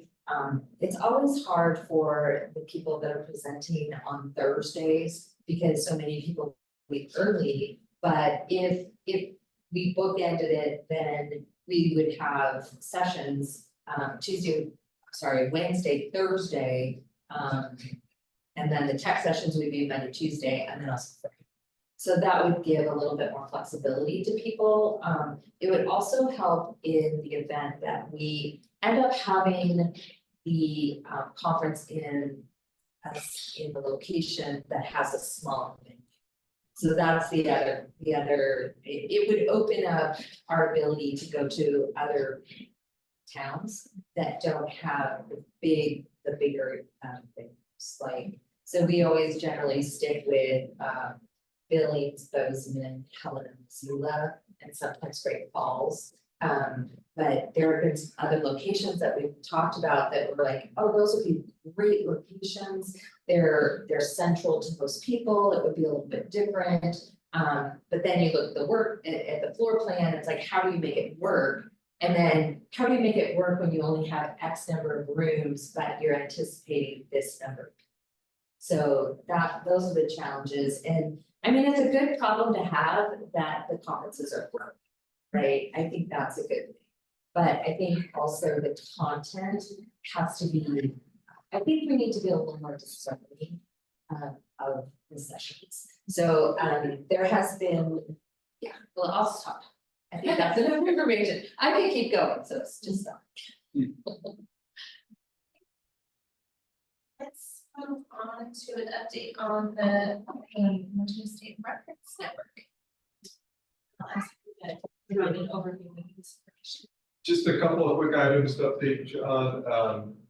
For anyone that's not familiar, the network originated as a pilot project in a few areas around the state. We can scroll up a little bit. There's 3 objectives down here. A few years ago now, we completed objective 1, which was to transition it from that pilot that was sitting on the Washington network to Montana. That was completed March of 2022. More recently, our focus has been on objectives 2 and 3, which are increasing or transitioning to a subscription model and growing the network, basically. And so under objective 2, we're excited that we now have a subscription model in place. We have a e-commerce site using the state's e-commerce tool, and we started collecting subscription dollars. We have for 55 current subscribers. So excited about that. We don't have to scroll to it now, but at the bottom of this, there is that glide path that was mentioned earlier that our target is 2029 for a fully sustainable network. That information. And then objective 3 is that network build out. And actually, if you want to just go ahead and scroll down to the map, we're hopeful that we're targeting basically the red triangles on this map are the stations that we're hoping to have built out over the course of the coming year. There are some questions there. A lot of this is done by the Department of Transportation, and I think they're fairly stable funding wise, so we think this will still be possible. Of course, we're limited on the funding side of things because of the budget situation. So it's possible we may not be able to have all of these networks or all of these stations. And that's about what I provided to the legislature, since we're got a GIS spatial location interest people. I'll go slightly farther on this map. The goal here initially is all of those triangles you see, we want those to be green. Green means you have the full set of constellations, GPS, GLONASS, Galileo, Baidu, which are the different GPS networks around the world. And that gives us kind of ideal coverage and the best solution we can find for the network. So you can see, so in addition to the build out, we're looking at some of these that are gray or blue right now and trying to find ways to get those onto the installation. And even once every triangle there is green, that's about 100 stations. We're looking somewhere in 150 to 200 stations to get statewide coverage. So that's part of the longer term build up. Really good help. Thanks. So then I will make the plea as council members to please let all your respective audiences know that this is out there. And we would love to see more memberships and maybe beat the 2029 goal. So maybe we should have a race. See how many people you can get signed up. What segment is your highest subscriber? Engineering and survey. Which is interesting because in Utah, it was engineering and survey. And then once the GIS people got a hold of it, it was GIS people outpaced the engineering surveyors. Is the subscription per user or per organization? Person. Well, Log in, yeah. there's a level of transferability within the organization. But there's not the ability to return it. Right. So if you need to see people. Okay. So why don't you scroll down just a little bit? Might be able to zoom out.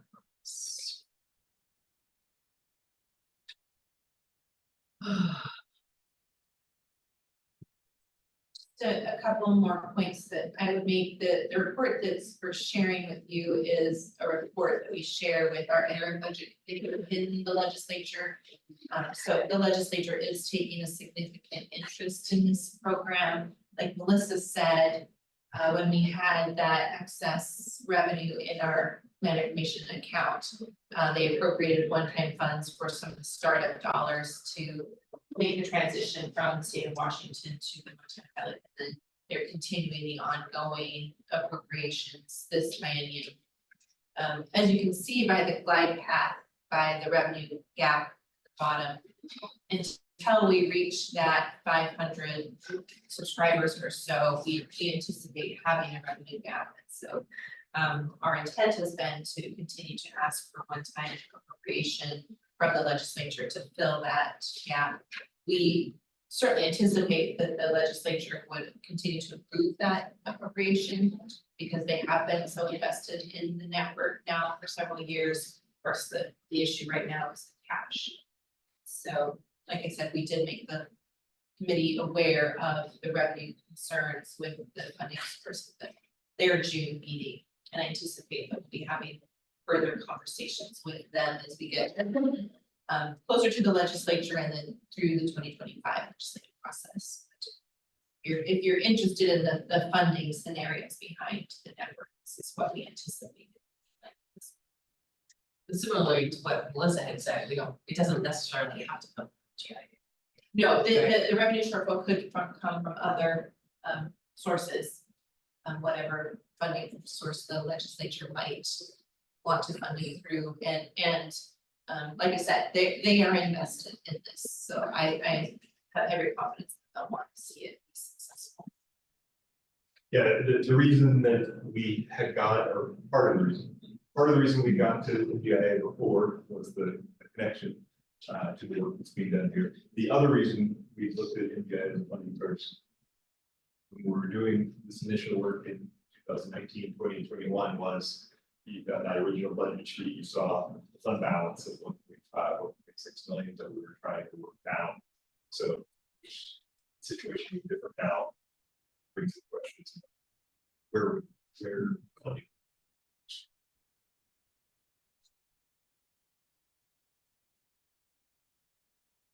Questions for Evan?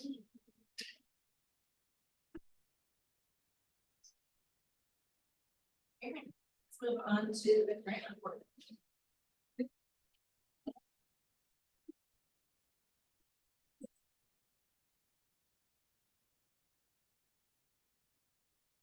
So, we are working, there's still, grant report is still kind of in flux because we're still working on some of these numbers and, vetting some of the data that's coming in. Due to the constraints of not being able to extend, we had to take things a little slower this year. And so for those of you that recall or were part of the council, back in 21, we had an off-cycle grant program to allow for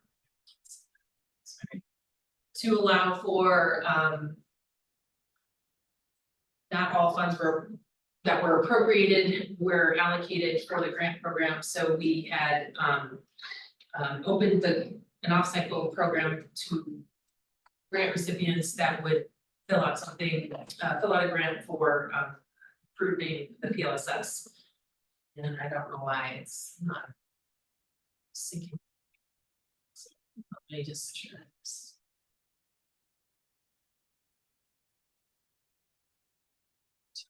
There.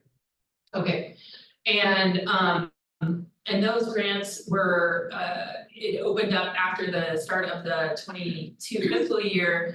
And then, we had the award process, so it took a little longer, and so we ended up extending, those grants.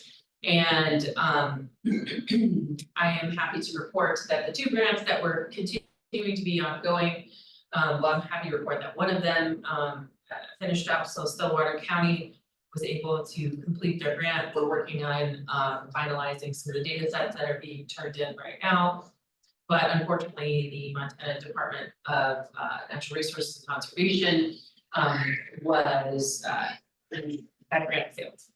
And some of the reasons behind that were changes in staffing for project managers. We saw several different project managers come and go. And then with the influx of funding to infrastructure bill, it was very hard to find surveyors. Not that I actually. Yeah, and this particular area, Coal Creek State Forest, is only able to be gone to, accessed certain times of the year. It's up near Coleridge, so it's a beautiful area. And so it's either covered in snow or forest fires, and sometimes, and that if you guys ever spend any time up there, you know it's only a couple months out of the year that this is accessible. So it's very hard to recruit a surveyor to go there, and then it's also very hard because of just the timing alone. In addition to that, there were some internal project issues that the DNRC project manager was having in getting this contractor hired. However, we had gone through the process to be as flexible as possible to, I even went and attended Marl's and got some help from their president at the time to find a surveyor, and they're just, heck yeah, I'll go hike around Polbridge area, they, you know, so we found someone. It was, sometimes these larger surveying firms wouldn't take on this type of project, and so it was like a 1-man or 2-man shop. Knowing that we had a very short window to complete the project and a very, and that snow was not going to be melted by the time the project money was going to expire, we kind of pivoted and looked at some other areas that we could potentially do around Big Fork area that would benefit the DNRC State Forest Department. And so we had worked with the surveyor, their hired surveyor, the DNRC, and Jeff Edstrom to come up with a new area. And unfortunately, the timing just didn't work out, and so they had to cancel the project. And so the reason why I told you all that is because it wasn't for not us, and the DNRC tried a lot of different ways to try to get this project done. And unfortunately, it kind of came down to some internal administrative issues to the DNRC. So I'm not concerned with partnerships in the future, obviously. The DNRC, I think, has always been a great partner of ours, and it's just one of those things where it was a very difficult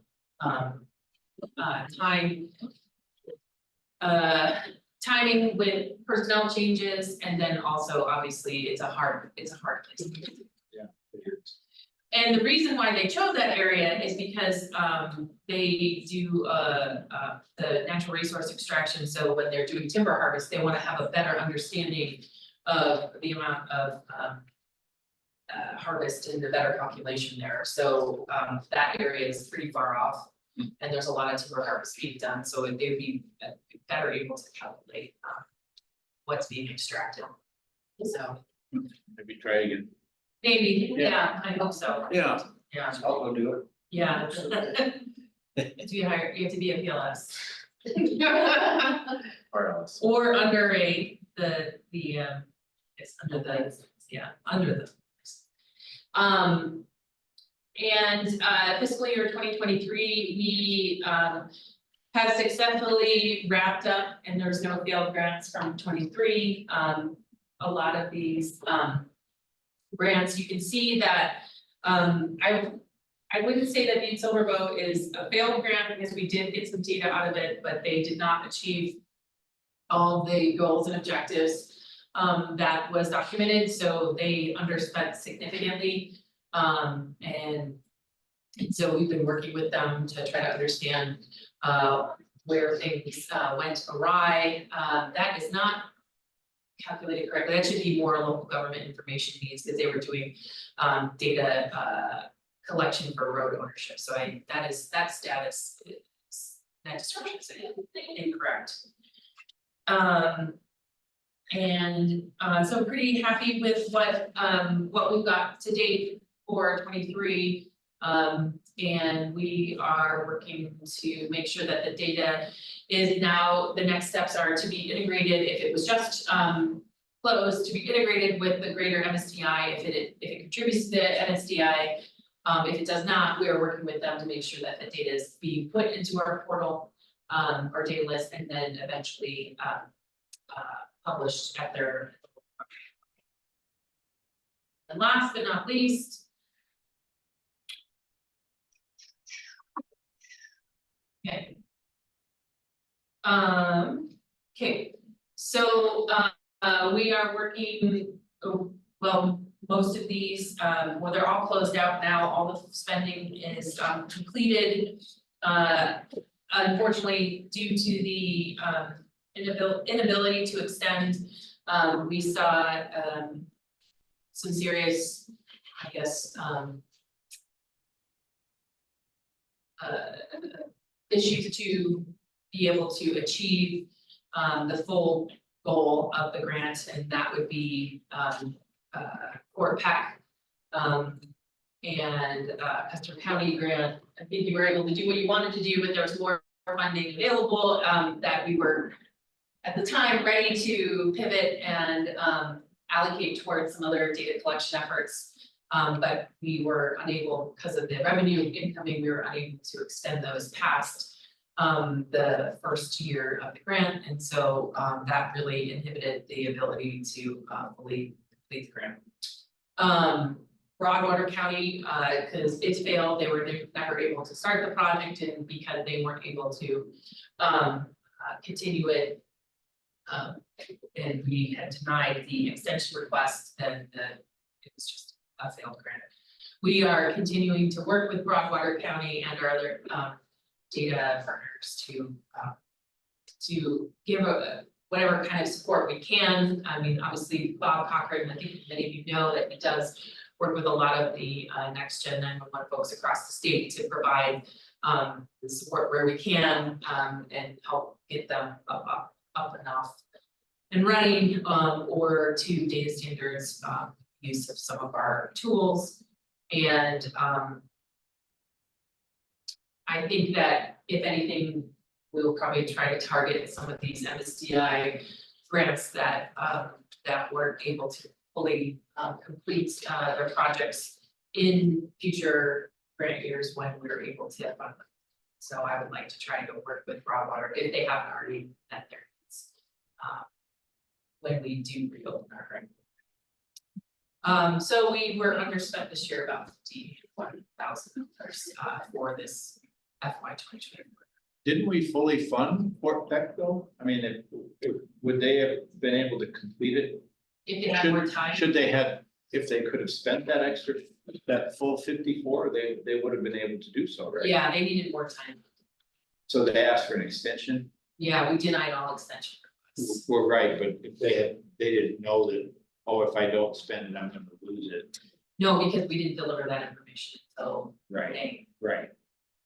And that's really sucks for them, because they could have got on it sooner, maybe if. Well, yeah, and it's written in the report back to us that they if they had more time, they'd be able to complete more. Right. Some of those grants, the bulk of the workload, like the research, especially with the PLSS, that, you know, that's a lot that happens before people can actually get out into the field. Exactly. But then it's just no different way that the tribes manage their staffing, is that the construction kind of came first. And some of that, so they have to prioritize, like I said, I think it's well documented. Some of the stuff they didn't start out immediately. I think that if they would have not been behind in their schedule, they potentially could have finished it out, Right. maybe. But, you know, that's one of the reasons why in the updated ARM, we decided to try to go towards a 2-year grant cycle. Yeah, because they use, mine always seem to go 2 years. Yeah. You know, you paperwork it for 1 year and there's no way to.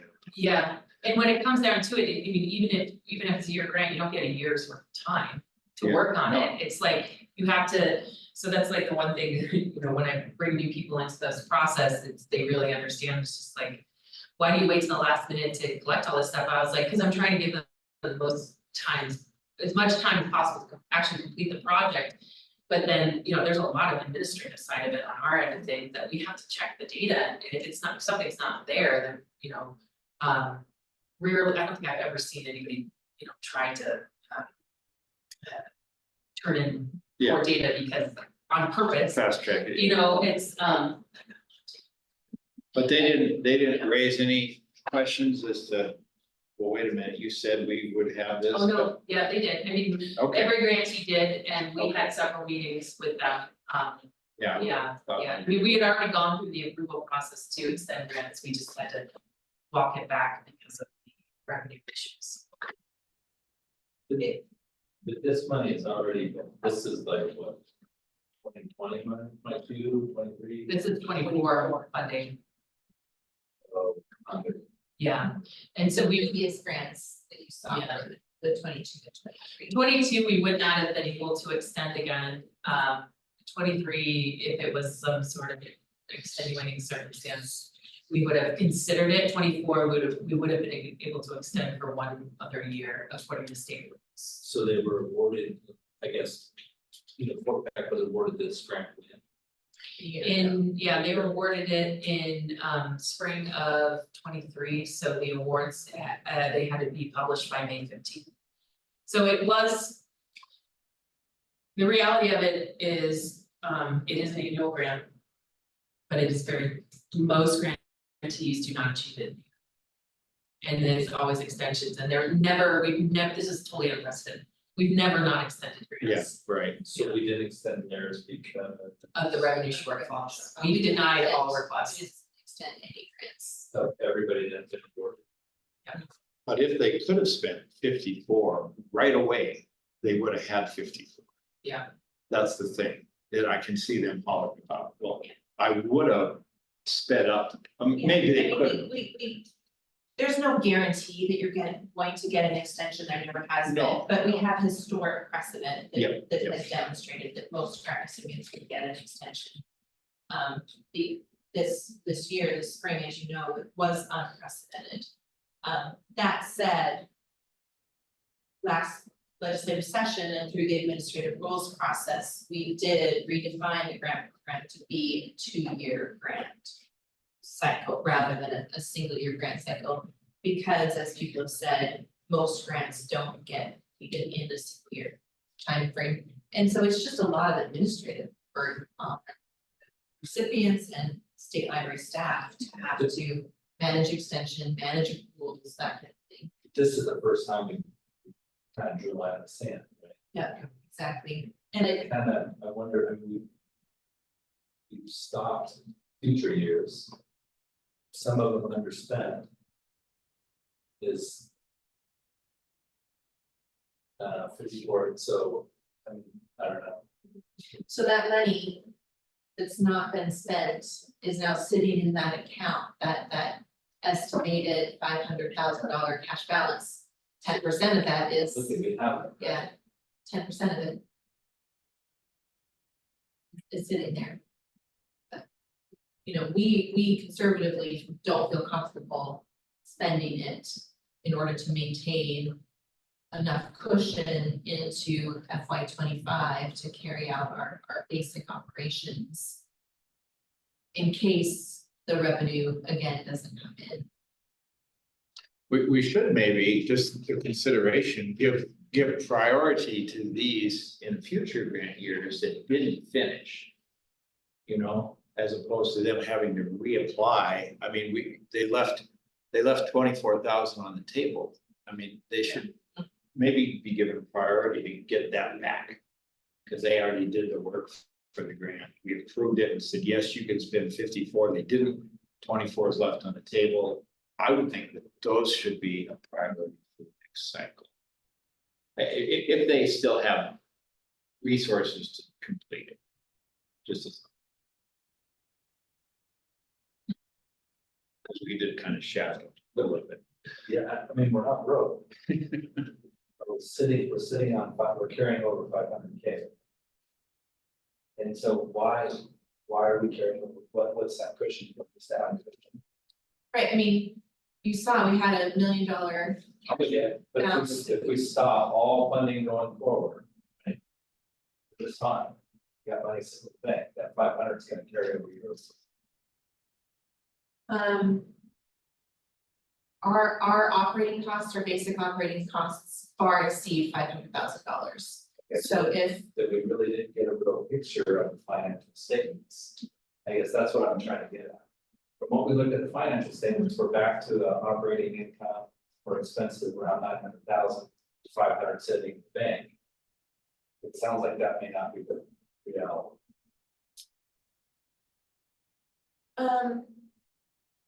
That's okay. we want to make sure as good fiscal stewards that we have some kind of cushion.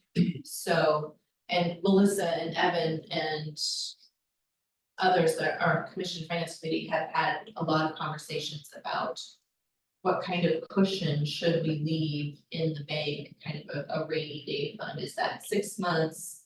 Is that a year? Melissa said statutorily it can't be more than 2 times the appropriation, but having lost $1 million in cushion now, you know, if 6 months operating has to be 500,000, having it in the bank is pretty important to me. In our, I guess in our working session, if we go like in closed session. It's still public, yeah. Yeah, but to your point earlier, like having a clear differentiation between what are those core functions and what is more discretionary spending might help us have a clearer picture of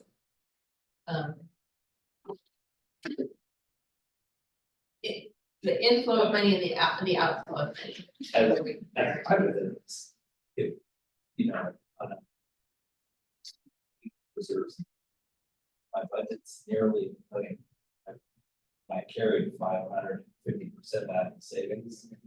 My risk ratio, my risk is way down. So it seems like that's a lot of money to carry over to analyze the company, I mean, an organization that's fine. So. And yet here we are in the worst historic record lows, so having that cushion is. No, not historic, I mean, if we go back before COVID, we read about where it should. In terms of the actual recordations, though. We're at all-time lows. The only reason why we have any kind of additional income is because we got the fee increase. But the revenue generated, or I guess the budget. I think that's what I mean. The expenses came back to be close. Did the revenues match 2018? The revenues? Or the allocation for the overall budget? No. That's maybe the piece you didn't share. Yeah, I don't know for sure. That's okay. Yeah, and we can look I at can it. pull it up, yeah, this afternoon. Yeah. You all know what position. Yeah. I guess it's hard, I don't understand, that's why I was asking. The money, the way it's reported here, so you can see that 2024, so this is by fiscal year, 2024 is completed. But we'll still see funding rolling in and the and numbers being adjusted over time. So it's likely that the 2024 will increase, but not drastically. So July is, June is probably not fully. So it's the 708, just representative for the first 2 quarters roughly. Probably, I would say, I would be confident with the numbers. And I would go by month, and I would say it's probably well reported through, May. But so that means there's still 6-7 months of the year.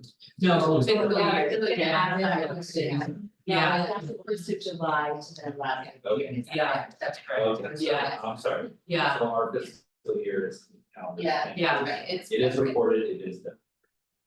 Yeah, I mean, there's still, so the reports still, they still get adjustments coming in. That Yeah, makes sense. But I wouldn't expect it to go much higher than 720 at the most. And that's recordations, that's not reflective of Well, dollar a amount. little silver lining, we beat 2006. Yeah.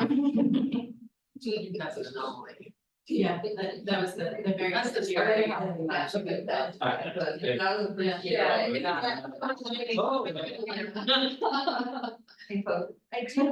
I do want to take you to our financial reporting dashboard.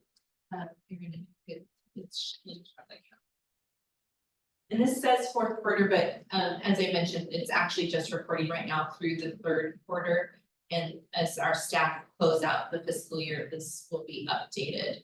But this is where we will always report our budget expenses and the cash balance that exists in that account. As well as the fuller financial picture for the entire agency. And for the council's awareness, so our State Library Commission approves our budgets each year. They approved a budget in June. You saw in the chart that Melissa shared, we're proposing about a $915,000 budget for the MLA funds for this year. So that's dramatically less than what we would typically budget. Trying to be very conservative in the revenue projections and hopefully maintain enough and maybe even build up that cash reserve a little bit more. And then we have a finance committee of the State Library Commission that reviews our quarterly financial reports. And then we make them available to the council as well. So these are a listing of all of the projects. The projects is an accounting term here. The state accounting system refers to these line items as projects. And so an accounting of what the budget was, what those expenditures are, percent. And then what's the remaining balance from those projects. So 2024 ending is 7 something, cover all expenses, or I'm sorry, that's the revenue generated, you think you need 9? About 9, a little over 9 Okay, is. so it's gonna take 50% of what's the savings. Yeah, yeah. Does the state carry like PTO and things like that as a liability books?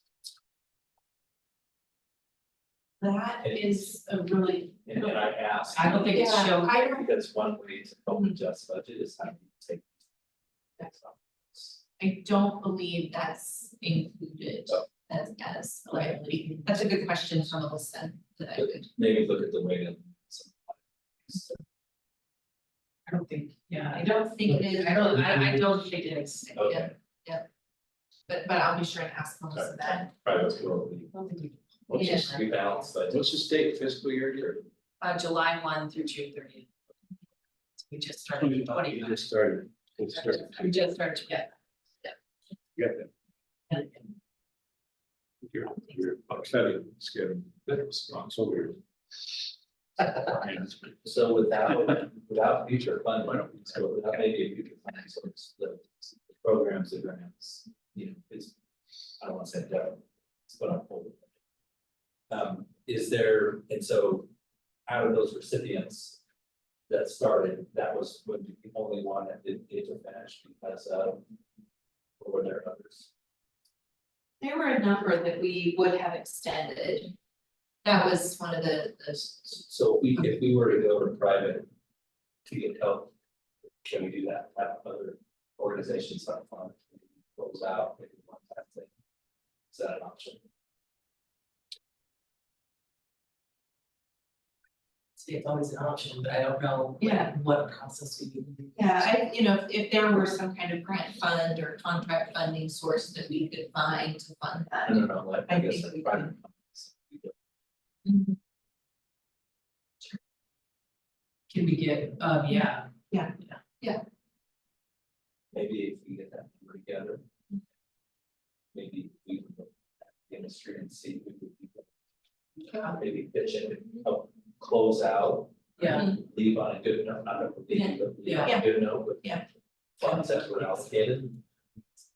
Well, I think, the easiest way would be just kind of a donation to the grant recipient, but I think that would be the cleanest and easiest. There would be mechanisms for us to receive funds. There's a state government process, we have to get authority to send that funding, so cleanest is just direct to that entity. But there are certainly mechanisms, for sure, absolutely. Oh, I will add, so we're not talking about 2025 grants that were prioritized funding, but we cannot fund, but there were several in there that were geo-enabled elections themed, and there is a fund through the Secretary of State's office that it's through the Help America Vote Act funding that they receive. These projects would qualify, and so we had discussed it with you and several other grantees that if they were interested, then I would put like a little group of folks together and we would work through taking the project plan that was developed for MGIA and then maybe vetting it a little and then proposing that to the Secretary of State's office.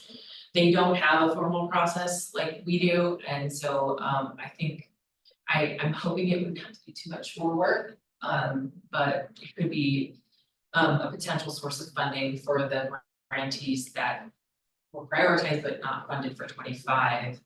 So that's a little bit of a silver lining on the different source of funding that we have.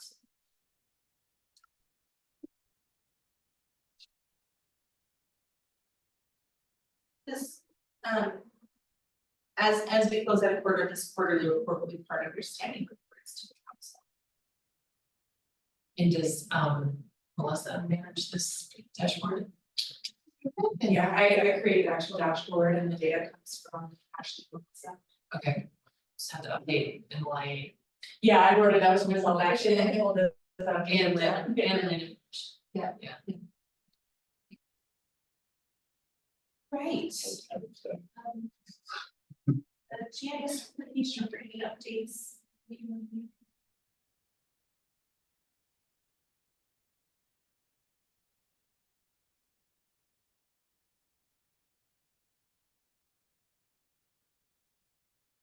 So I'm just gonna keep it pretty high level. So as I said earlier, I had joined the conference planning committee for district with the sole purpose of getting the conference, the annual conference to Montana, and I was successful. They have signed an agreement. They have very high standards for conferences, and I will say that some hotels, multiple hotels in Bozeman were able to meet those contracting standards and room standards, so they have to guarantee 100% per diem. So every hotel room that's offered is at the government rate. At the arm. Yeah, no, and the one next door. Oh, nice. Armory was not large enough. Okay. So the Kimpton Armory in 2026, it is the first week of November, so we will pray for no crazy snowstorm. Otherwise, they'll never come back.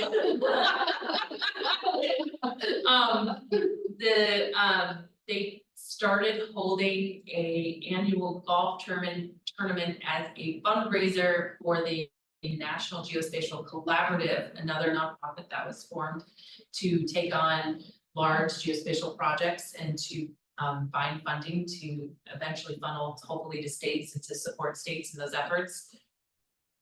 Probably not gonna be golfing, so November, no, yeah, so I am maybe, I'm working on some ideas that I have, potentially a fishing tournament or something like that, so.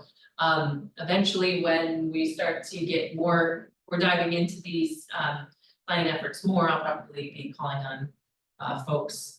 I wanna have a really big showing for Montana, obviously, we have a lot of really amazing projects and they're so far ahead, compared to other states in our maturity in what we're doing with GIS, and so I'm very proud of our efforts. And so make sure you mark your calendars, or I will actually probably mark it for you. I already have some. So I'm very excited, and it was a lot of, actually it was a lot of work. I kind of had to make a stink after a while. And it worked, and then it wasn't because people did not want to come here, and it's just that, you know, we just do things a little differently, so. It was a lack of response from hotels, so we kind of pushed it. And, Jenny and I pushed it last conference as well, and so we're very happy to be hosting and be the host state in 2026. What's the expected attendance? Couple hundred, 300 maybe, 250, 300, maybe more because it's in Montana. Given the financials and the change in that, how does that play into our ability to continue having membership to district or council members going to? Yeah, I guess that should be brought up in the financial report. So I don't have any operating expenses except for this meeting for the council. So unfortunately, membership is going to drop this year. So What is the cost of the cost of membership, if they wanted to take on costs or their government did. They have a discounted rate, I can pull it up later during the working group meeting. It's $420 per member, per state member, we would all classify as state members. But there is a reduced rate if you purchase more than one at a time, and perhaps we could split the costs. I know that they would invoice us accordingly. So if you are interested, we're still working. We were discussing only me maintaining membership. But we are working on what that will look like internally. And see, we're getting our budget numbers now. So I think our budgets were delivered to us just maybe a week ago or 2 weeks ago. So it's pretty low. And so the membership is important for my role, so I will continue to maintain it, and Troy and Michael's roles. And now we're just trying to see if we have enough for a few staff members that are very active in district with the leadership roles that we maintain on some of the figures. So like June of elections, elevation, LE Hydro, those are things we all work on. And then that would be Megan and Troy's kind of bailiwick there, and then Michael would be the structures and addresses, next gen leadership roles that he maintains through those working groups. So something to think about, especially as we, with that conference being in Montana, how do we get some of us there? Right, yeah, right. I highly recommend. I don't know, I'm not thinking negatively, I'm thinking that we won't have problems then. Yeah. But it's a good question. Luckily we have school years to figure it out. Maybe consider using the rockets for your event. Oh, I am, yeah, Yeah. yeah. If you have a person there, let me know. I will see if I can find one. Okay. And then obviously with the reports of the finances, my operating budget is pretty small, and so we are unable right now to extend the to work on the 5th business plan under the strategic planning efforts. And so perhaps that could be something we do in fiscal year 26, But as it stands for 25, I do not have a budget for that, so that work will not be done this fiscal year. What's the projected cost of that? I think it's like 32. We went through the process of getting sole sourced and that's a process in itself. I extended the contract in case the funding did come available and that we have the contract in place to move forward. But I basically gave the do not start a project orders with knowing that there's a budget for it. So ActGeo and Sanborn is aware of what's going on. And so if we do receive funding, then I have a contracting mechanism in place, potentially, depending on when that funding might come. Do you know the conference is like? Is that what it's Sanborn would do? NISJIC, no, NISJIC's, yeah, they have a hired, they have one of their employees, their staffers at the conference. Okay. Yeah. And a whole, they have several staffers and one of them has already been out here to do the tours. And then there is a group of mega or student members that help facilitate and run it. So that it uses full scope. Yeah, yeah, yeah. And so staying active in some of the organizations and with the communities is still very important to us. So we have we do have a small bit of funding set aside to continue to attend some of these conferences and meet with our constituents. And so the next outreach and presentations we'll be doing will be the first week of August. We're going to be attending MACR, which is Montana Clerk and Reporters. And luckily that's being paid for out of our contract with the Secretary of State's office to travel there. And that one, Michael Fashaway and Caroline's able to attend this year. Megan Burns will be attending the conference to present on updates and to continue to stay connected to that community that is in Madison. So that's always a really great conference. Planning Association Conference is in Lewistown in October. We are attending, planning on attending that. Planners are big users of our information. Some of them are data partners as well, as contribute to the information. With the rollout of cadastral, we think it's really important to stay connected with that community and give presentations on that. We'll also be, I don't know, I think Matt's on the line, but I don't know if our presentation has been accepted, but we're planning on doing a workshop to teach folks how to use the MSDI. So we usually do workshops at these conferences. MACO is in September, and we are currently looking at whether we're going to attend in the same capacity as we have in years past, because like many other nonprofit associations, fees are drastically increased. And so MACO is one of those. League of Cities and Towns did it a few years ago. MACO is next, and so the sponsorship is higher than it's ever been. But MACO is a very important partner, and so we can attend affordably, but maybe having a booth, we're still talking about it. And then League of Cities and Towns is in West Yellowstone, so we're going to attempt to try, depending on schedules, get to that as well. So.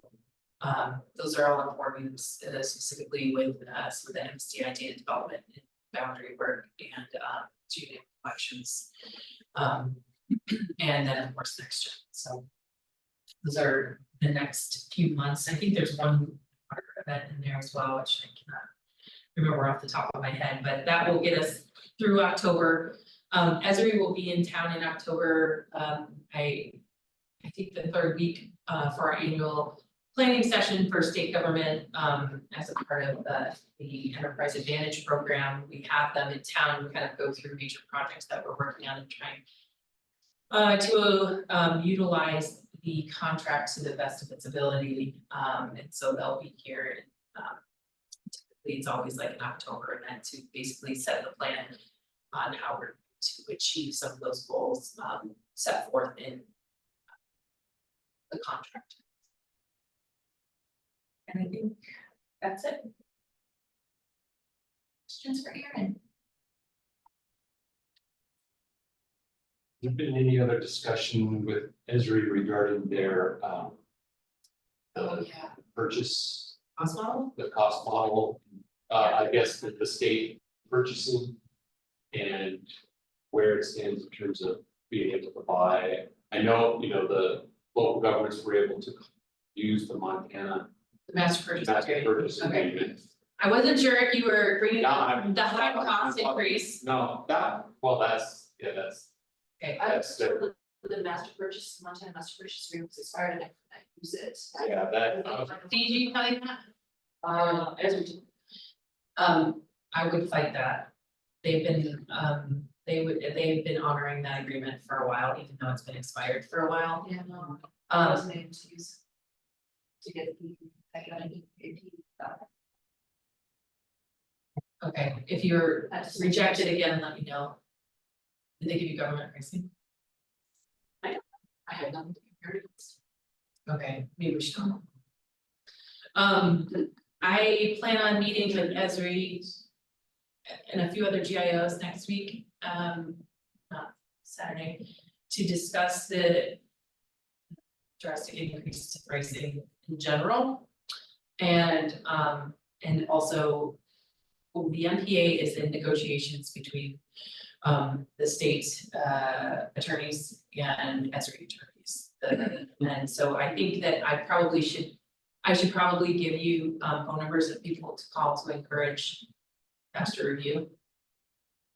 And express they know they're hearing it from me, but I think it's better if more folks call and tell them how you're being impacted without that contract being in place. I've never seen it take this long, but we do have new administration in place, new to this administration. So, they're doing a further deeper dive, which I think is warranted. It's just that I think that they should need to know who's Be prepared for an increase. Ours, taking drastically. the federal level went up in the. I know, To the point of, had to take drastic measures, all the agencies. We took the least, increase, Fish and Wildlife. Took, I think, the biggest increase, National Park Service. And their model is we were changing, down, yeah, and big change. it will negatively impact everyone's And bottom line. Your AGOL Yeah. is going to change dramatically. Yeah. In fact, we're pushing to get completely off of AGOL. Leave that completely behind. Yeah, interesting. We have serious Yeah. concerns and I showed them, AGOL is over Yeah. for us. I showed them the numbers. Luckily, our current negotiations, they allowed us to use the current pricing model that we have, but it will change. Yeah. Just the model itself is changing, and that they're getting rid of concurrent use for licensing, and that will drastically increase your bottom line, drastically. If you have 500 users and only 200 licenses, and you have to go from 200 to 500, your licenses cost $17,000 a piece, that is a huge increase. And then the administrative burden is on us to have to manage those licenses. So if you want to continue to put forth some sort of like concurrent use model where you are the one managing the back end and you still want to maintain 200 licenses, then that's a huge administrative burden. So we are making it well known that we are unhappy how things are moving. We'll see if it goes. They've always been a great partner. but Yeah, oh yeah, they're really happy to smile at you. The other thing is, this is a trend for all software companies that go to a user-based model and get rid of licensing. So we're seeing it, it's not just Esri anything. It's just GI, and this is just, I think we're kind of later in that movement, so. We're working. Just curious, where concurrent use, those are for your desktop licenses or your licenses not just online? Current use is only desktop, yeah, so ArcGIS Online, that's totally separate, that's. Any licensing you manage in ArcGIS Online or portal, that's user-based, but when you have a licensed administrator, you set that up, so we've always used licensed administrators. And so the other thing that I think that Esri needs to know is that we are such heavy users that I don't know if anyone else does this. We don't just use one license. We have some people that are using 2 or 3 at a time because of the need and they might turn on one machine, throw a product up, start running some things, log off of it. And so we have many individual people who are, their footprint is larger than one license. And so the model's just not, isn't working. We're working with them, they're receptive to take our feedback. They always do it kind. So we'll see, yeah. And it might just be that the best method. And it's a little different for local government. But for state and federal is negotiating the contract to get what you need. You guys you're pigeonholed into a certain contract, so. I think if you were able to open up regionally, which we did, and then as we came back and said that's not allowed. But to do a regional agreement, I think that would be really smart. You might need to have a regional form of government in place, but I think that's where local governments could really start to see more negotiating power is to do a regional agreement.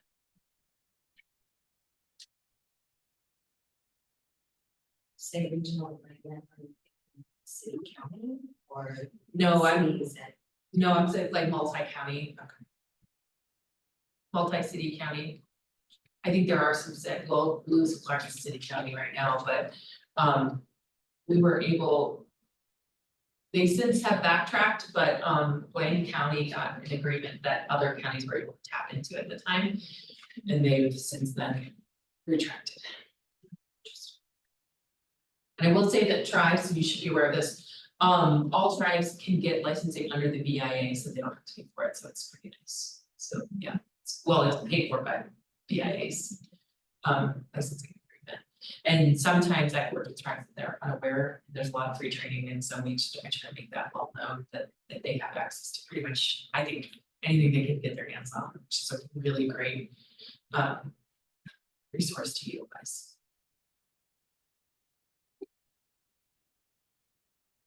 Questions for Erin?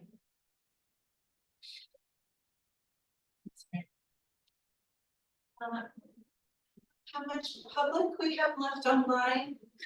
Is there any public comment? Public comment.